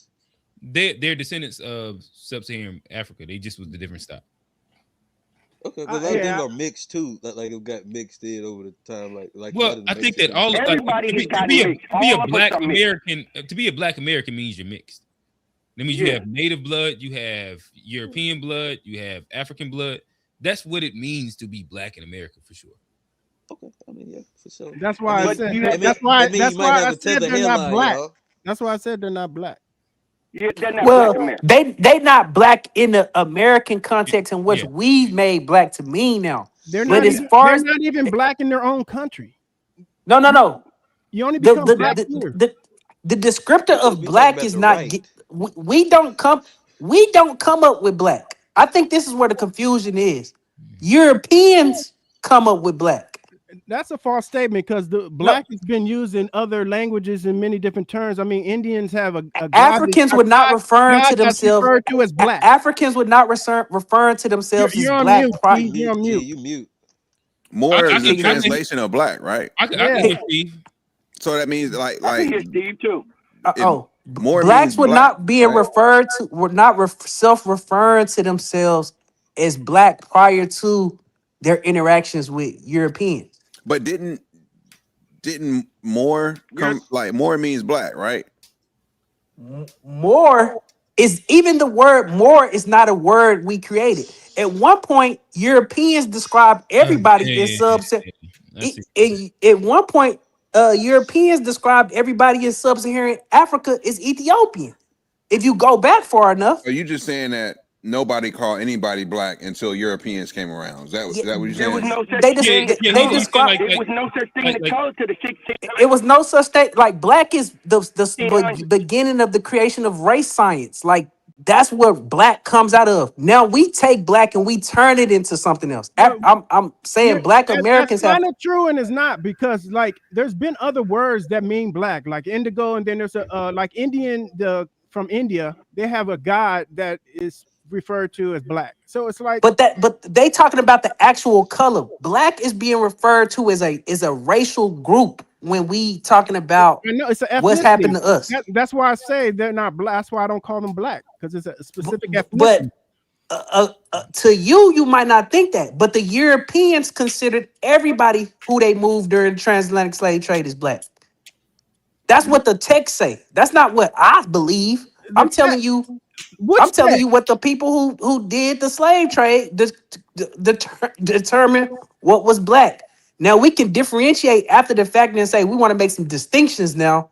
But the reality is, I don't buy that. You know why? Because they wouldn't have first introduced us to the world as copper colored people. So if we were going to be black, they would have said black then. So like they did, and that goes back to the text as well. So you keep they did call us black. They call us copper colored. They called us black. Copper color race. And if there was the Spanish, they called them Negro. I'm referring to the text. Like that's like if you're really trying to get to the root of where black comes from, it just comes from what the Europeans called us, and then we take it and turn it into a distinct group from the rest of the Africans after the fact. Copper if you color. Speak to someone, was if the you first speak to someone category. that's from Africa, they won't even say nothing about black people because all you see, they don't care about it because they see all they see is black people. So they don't think about it as a color like that. It's the same thing with anyone else. I know, but that's why when we get back to your point, Unc, about the Somalis, now that they're in trouble, they all of a sudden calling themselves black over here. And they're not black. They're not black at all. You muted. They call themselves black. I didn't see that part. Yeah, now I they didn't see that part either. Yeah, now they want using to that call minority themselves black list now. Yeah, they want to say they're black, but they're not black. They are, you know what I'm saying? When did they say they was black? Like what? Can y'all? I ain't seen that headline yet. No, Yeah, post the clip, man. Y'all can't just be out here talking. Trump said that black people know the scammers. You play a clip of her in the thing talking about her deflecting about the stuff. We never finished that conversation, but there's other clips of her using, Donald Trump wants to belittle black people, like something like that on that line. She said that, like they're calling themselves black in reference to. They are calling themselves black. They're calling themselves black in this moment in time because they know the heat is on them. Hey, though, you have to admit this whole thing of the delineation is a relatively new phenomenon. Like it is. So the language in which people know how to speak about people from Africa currently still in the mainstream, dialogue is most people gonna understand all people from Africa is black. Is black. Us here know how to make that distinction. Us here got language to talk about different people from Africa, but that hasn't broken out of like this type of setting yet. Like Hey, Steve. eventually it's gonna break out, but like Hey, Stephen Unk, real quick. I Okay, think that I'm we sorry. actually have a perfect opportunity. We have a European from England here. Dead Pixel's black. What you talking about? I just said he's a Dead Pixel. You black? No. Yeah. Dead Pixel. Do you believe everybody came from Africa? I haven't read enough about it to make a decision. man from the Caucasus Mountains, man. Come on. Right. So as you see, like Neanderthal for sure. But Dead Pixel. When you say oh my bad, you didn't say anything. But when you think black, what do you think?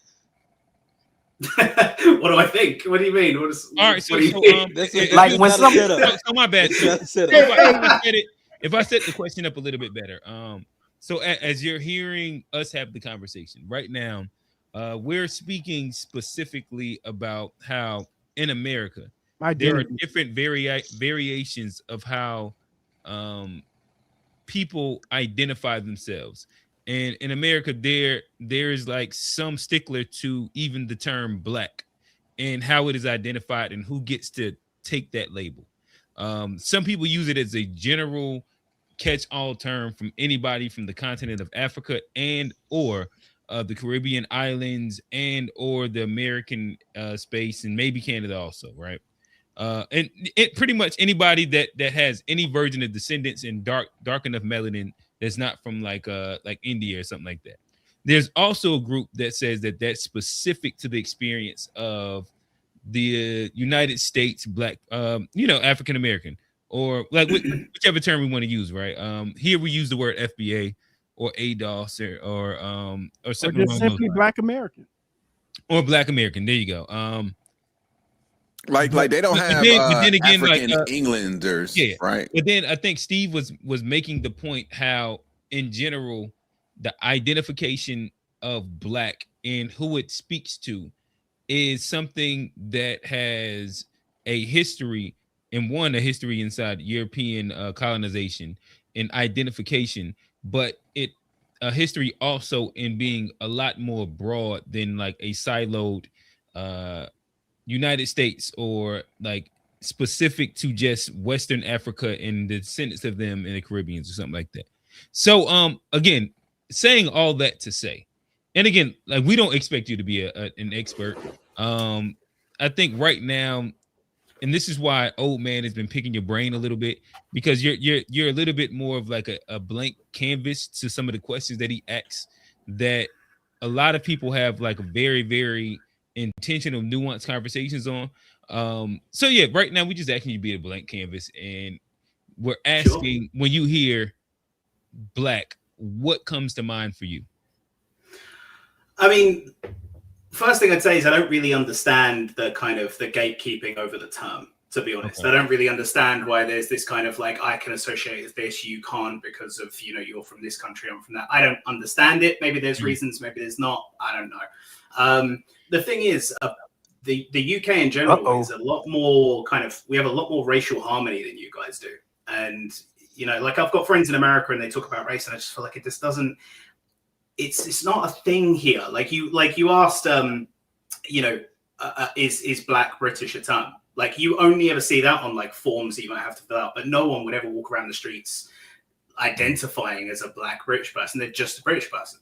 Like, when I look at, a black guy in this country, I just think he's a British guy. I'm a British guy. He's a British guy. There's no distinction between us. Like there's no kind of dividing term. Does that make sense?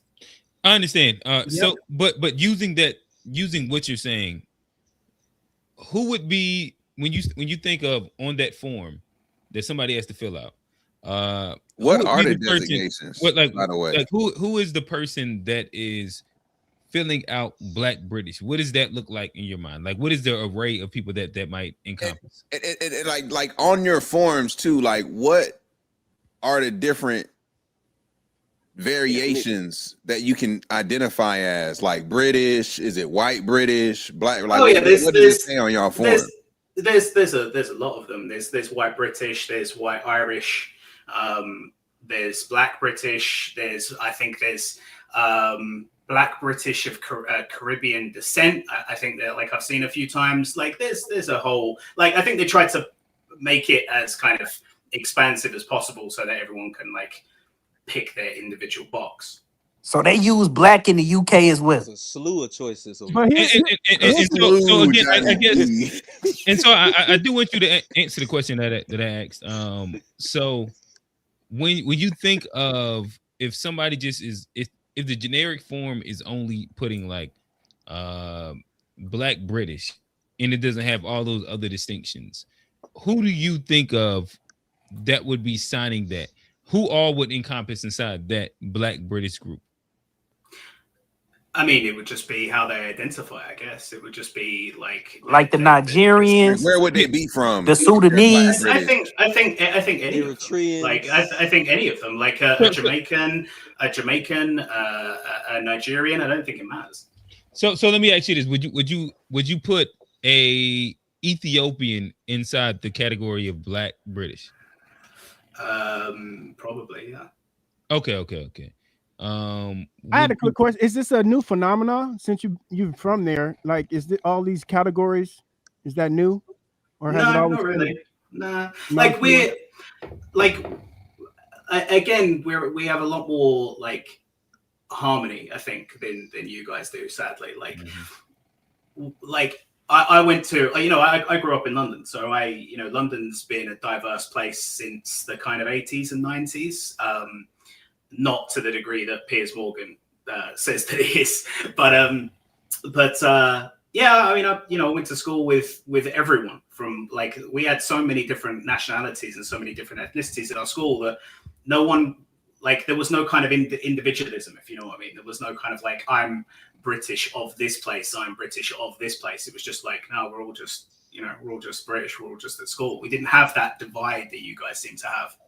Got you. Do y'all have you ever heard anybody throw out the term tether? No.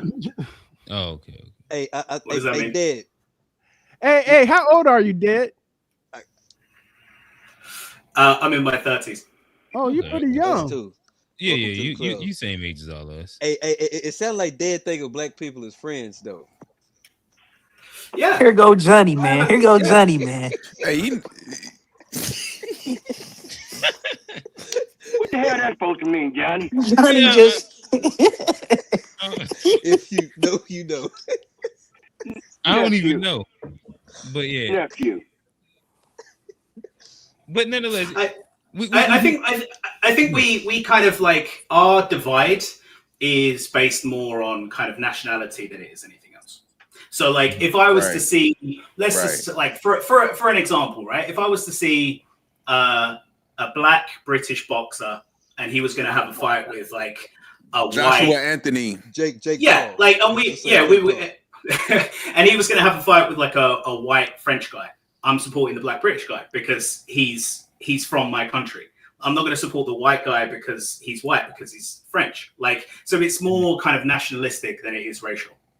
So over nationalism has more weight than race. Hey, Nationalism. So over here, that's our difference. So you remember when Conor McGregor fought Floyd Mayweather? Yeah. So our so-called nationalists, people who are from America, they actually supported the Irish guy and not Floyd. So that's the difference. But were they people with Irish heritage, or were they just like? Some of them probably were. Some of them They were all American whites, man. Some But it probably was were, still but regular most ass of them whites, were too. just like was some whatever English, regular white would be. Nick Fuentes whites, Polish, quarter yeah, Irish. Mexican, And Irish again, that's the difference, I think, between this country and yours.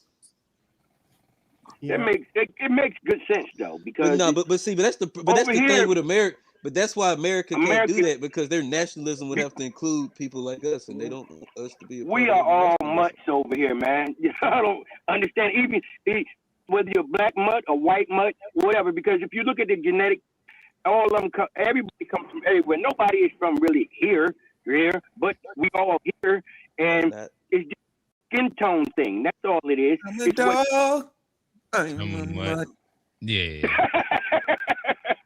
Yeah. It's Nah, just the truth. the Ellis Allen bred much. That's what he's saying, and I get it. That'd be a foul. Once you get over here to the mainland over here, everybody mixes with everybody. People don't want to admit it, but you know what I'm saying? It's upsetting. But we all have different bloodlines going through us, and you know what I'm saying, or whatever. But it is. But I like the fact that over there they go with their countryman before they go someone somewhere else, and we had more nationalism, like as far as the people, you know what I'm saying, having pride like that. It's a whole nother thing. That's one of the things, like y'all was saying about the women having the flag cross, twerking and stuff. That's I guess that's American pride. But you know, now the whites was low key rooting against Team USA when they was playing Serbia. They was like, they was hoping that LeBron and Steph and them didn't bring it home. Our racism weighs more than nationalism over here. Motherfuckers say fuck that flag. Well, no, it sounds like that's the differentiating factor. Yeah, it's like nationalism means a lot more. Our people that take the Confederate flag into Congress and be like, we're patriots. I mean, right, but I also imagine in that pixel, correct me if I'm wrong, but that's because of here in America, our history is so short in comparison to them. Like the history of nationalism over there means like thousands of years of history, and like their people being on that land for, you know, like maybe of like here in North America, like the earliest you could trace might be some version of a 14 something, right? Maybe 15 something. What are you talking about? As we currently are living? The first settlement was St. Augustine, Florida. That was like 1500s, I believe. There you go. Where with them, you know, like it was Spanish. Yeah. It was like they can trace it way back further to where nationalism, like whether it's like England, France, or wherever you want to go to, it's way more ingrained, and they have a history there. And yeah, it seems like the governments for decades have been doing their utmost to destroy nationalism. Nationalism is seen as like it's spoken of in the same breath as racism, or seen as the same thing. Oh, really? When it's not. I mean, there's a real rebellion against that happening right now, where people are buying flags and they're just putting them up everywhere. Like in the area that I live in, there's flags everywhere that people are putting up on like street lights and on shops and stuff like that. Oh, because y'all having a moment over there right now. Yeah, and it's going to keep going, I think. And you know, I have conversations with people about it all the time because, as I say, there's flags everywhere now, and it's a kind of a part of the conversation, I guess. And for years, we've always go and shoot. Like I was gonna say, but that nationalism, like since like British is something that's like more homo pause genius, that like that nationalism would be a form of like racism, because if people are going like British, that means they'd be want to go anti like the black immigrant. No, I disagree with you. It's like people, because again, this conversation comes up a lot. And people say, like, we shouldn't be putting up these flags. These flags shouldn't be up because it makes people feel uncomfortable. And I say, well, why would it make you feel uncomfortable? Well, because, you know, maybe they're from someone else, or they're from somewhere else, or they don't identify as being British. And it's like, well, if you don't identify as being British, you got no right to talk about my flag. I'm not going to go to America and tell my neighbor to, like, take his American flag down. I have no right to do that, right? Yeah. Like, I'm in someone else's country. So I have no right to be offended by it. And if I am offended by it, perhaps I shouldn't be there in the first place. But that flag represents anyone who identifies themselves as being British. Like, so I don't agree with you that it happens on kind of racial lines. Because as I say, the way I grew up in London in the 90s and the early 2000s, we didn't see each other as any different to each other. Like, not at all. I ain't gonna lie, that's surprising me, because I knew like Britain got like, you know, diverse, you know, in the last few years, but I always thought it was something that was like pretty like segregated for most of the time. Yeah, because the city is still somewhat segregated in that like there are certain pockets of towns where it might be like heavily more, say, like immigrant populations, not as many like And traditional. I can tell you exactly how that happened if you want to know. Yeah. Okay. So when people apply, or when people used to apply for social housing, for like state housing, they got a choice of where they would live. So if they came to the country, if they came to London for the first time, and they knew that the Bangladeshi community was in Whitechapel, and they're Bangladeshi, they would go and live in Whitechapel because they want to live amongst their people. And that's how these micro kind of towns exist, and that's how they were formed. And there's a really strong argument, I think, against that kind of thing from happening, because we're not integrating as a group. We're dividing ourselves. Mm-hmm. Mm-hmm. Okay. Because I know I saw a video that was from England, and it had a group of Muslims, and they was talking about, well, you get used to it, so and so, and I'm like, why are you coming to someone else's country? Why not? Why do people even move somewhere that they don't like? They want to redo the culture. If it's a culture there already, why not? If you come there, at least respect it. And that's the problem, I think, with a lot of people and immigrants and stuff like that. They want to change someone else's culture into theirs, and you don't do that. That's disrespecting someone else's house. You wipe your feet before you come into my house. And that's exactly the reason why we're having this rise in nationalism right now. It's like an immune response to a change. Exactly. And what it does also is, once you do that right there, what you do is you're not only just disrespecting them, but you're telling a person that you can't, your culture should be our culture, and I'm coming into where you at. That's wrong. You don't do that. Yeah. You just don't. Okay. It's disrespectful. I And that's agree. the same thing that we think about the tethers. They're disrespectful. There it goes. Yeah, you're gonna have to fill me in on what that word means. But the nationalism is a response to neoliberal capitalism, globalism, in which people didn't put GDP and profits of companies over everything at the expense of their fellow countrymen. 100% correct. So when Thatcher, when you say, I feel like stuff started getting worse during the 90s.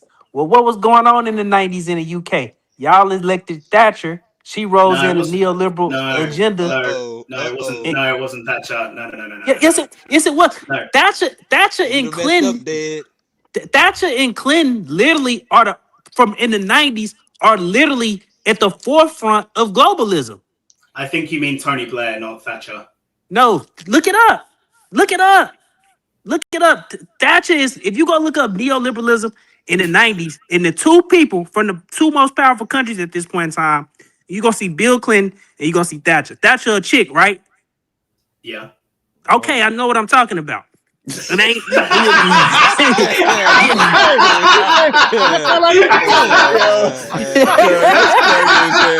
nigga said, yo, that's a chick, right? Yeah, I know. That's funny. Okay, then. And she should be able to vote. If you go look up when people really start to talk about who is the two most at the forefront of pushing this, selling this agenda, they sold this agenda. They sold this agenda to the Americans, and they sold this agenda to the Europeans, that this outsourcing and all of this stuff will be good for us. We'll be able to get cheap goods. We'll be able to get, whatever. It will lower the price of everything and so forth, so on.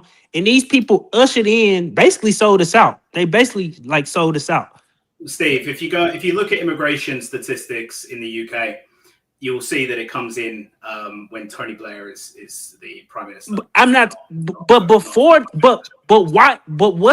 What is the cause of immigration? What's the point of bringing in immigrants? Because what? You trying to do what to the cost of labor? Lord. Yeah, they're trying to. You trying to do what? You trying to lower the cost of labor, correct? Yeah. So immigration, right now they're trying to boost the GDP. So immigration, they're artificially inflating the GDP, and you can do by that, increasing the population. And you can do that by increasing the population at a lower wage, which is neoliberalism 101. The first, because Thatcher is before Blair, correct? Yeah. So Thatcher is the first iteration of neoliberalism coming into the UK. Blair is a continuation of it, but the actual introduction of is your basis for this just because of Clinton? It's actually her politics. If you actually go look at Thatcher's politics and what she believed in this kind of globalist ideology. She believes in that. And mass immigration is a carry on of globalism. Like it's a part of globalism. I mean, I'll go and look up some stuff, Steve. I'm not going to directly disagree with you, but what I would say is that Margaret Thatcher was probably the last prime minister that we had that had balls, which is ironic given that she was a woman. She was the only one that was kind of I'm going to say it again, the Falklands. Do you know the Falklands? I got a question. You go look up use any chat box you want. You go use any Google search you want, and you go look up Thatcher globalism in the free market and see what it tell you. And because this is because people have this same thing about Clinton in the United States. Because people remember Clinton as, oh, we was doing good during the 90s. We was making a lot of money during the 90s. We was doing this.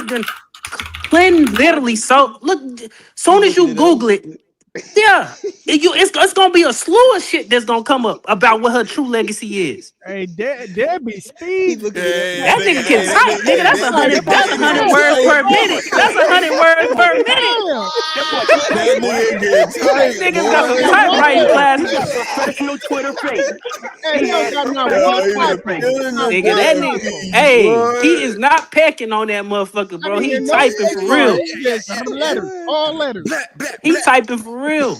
You You Google anything about Thatcher and it'll tell you that her legacy is pushing free markets, globalization, and economic freedom, quote unquote, the ramifications of the shit that we dealing with today. I mean, the guy just answered it on screen. Yeah, Thatcher old as shit. Margaret Thatcher naked on a cold day. Y'all know the movie. Okay, Thatcher. So Thatcher coincides with Reagan. Regardless of the point. Reagan and Bush, yeah. Okay, regardless of the point, when you Googled her up, what did it say about her legacy as it pertains to being what was her main tenets that she was pushing as the prime minister of the UK? I mean, she was known for a lot. There's a lot of kind of anecdotal stuff. I think a lot of people look back when they look back at her, they think about the Falklands War, the war in the Falklands. She literally did. I mean, this is crazy, but this is crazy because people got this same type of misremembering about people in America. She literally ushers in financial deregulation, the liberalization of markets, the free movement, like all of the stuff that people complain about that destroyed the quality of life that they had, as whether it's people in England or people in America. All of this stuff was sold to us by people who told us free markets is good and we gonna do better the freer the market is. Anybody that was at that time who brought in the no, they still stuck with the pounds. When did the European Union come about? What year was that? That was 04. All right, fellas. Hey, I think that this is probably a good time to land a plane. We've had a fun conversation. Shout out to all our people. We've had some new callers call in. We have had some of our OGs. And I would like, before I even wrap this and start winding it down, I would love to take this time to start with saying the Tubies are on the way. Right now, and I think that everybody up here is nominated. You said that's old man. That's old man, bro. That's old man snoring. Got sleep apnea. He was just talking, man. No, I what I do? I swear it's hard. Hey, listen, it threw me up too. That's why I was starting to like. But I hear some, bro. I heard Johnny, that too. It's Johnny with his headset. Oh, it might be because you keep holding the mic like that a little bit. Yeah, that's Johnny. Yeah. But what was I about to say? Nonetheless, the Tubies are on the way. I think that everybody up here is nominated for an award. Outside Dead Pixel, you might make it into our international international category. yeah. Like you and Camu. We got a 50-50 shot. Man, you know, hey, we gotta choose between South African or European. You know that FBA ain't gonna go for the African, man. You know who they gonna vote for. Yeah, that's a fact. We do have GG is nominated for Unpack favorite panelist of the year. Johnny P as well, Unpack panelist favorite of the year. Steve is dually nominated for commenter of the year, as well as call in of the year. Old man, he is again top nominee for call in of the year. That's probably our most stringent category that we have in the runnings. Unc, he's a dual nominee. He could walk away with two of them. He could walk away with two Tubies, not to be phonetically mistaken as the Tobies. This is not the Toby Awards. All right, this is not the Toby Awards. It is spelled similar. We're gonna put like a dash in there or something to make sure that we don't get it confused. But again, Unc is nominated for two Tubies. And again, Dead Press, he has popped up on us. Dead Pixels has popped up on us. Shout out to my dads. Again, our international award, it is we ain't got a lot of runnings in there. But shout out to Seattle today too. Oh yeah, we had a little West Coast. Shout out to our guy SME Slapper. That's a guy. Listen, you make it a couple more episodes, you might be a late nominee. But nonetheless, don't forget about LT. Oh yeah, LTO, my bad. LTO was in the building. Her and Tar G, they have their her and Tar G, they have our own category. This is the white Johnny Award. And stop. They both married. Leave that out there. They stop. Don't do that. The Snowflake Award. Leave me out of this. They stop. Don't put that on me. The Johnny P Flakes. Yeah, the Johnny P Snowflake Award.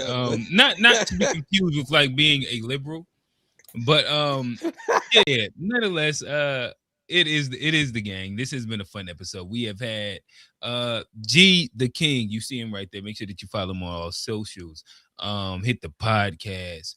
Make sure that you tap in with the brand. You have Johnny P. He is the host of the To Be Fair Show. He is 1/3 of the To Be Fair Show. We going corporate, baby. 2B's is OTW. We got Steve, everybody's favorite socialist. Old man, Cali's finest, the FBA. You listen when you talk about black, you better put FBA in it. We have Unc, Rock Hill's finest by way of Newark. Would you say that's Copper Scared? You crazy. And we had a new guy up here. We had Dead Pixels out of the UK. He's out of England. We had SME Slapper from Seattle. LTO, that's our homegirl. She's from Florida. Northwest. Yeah. And again, I'm Q. This has been Unpacked. If you want to stick around and chop it up with us, again, the link is still live. We'll hit the after show for a little bit. We'll just chop it up, have a little fun. With that said, this has been a fun episode. And like that, we out. Peace.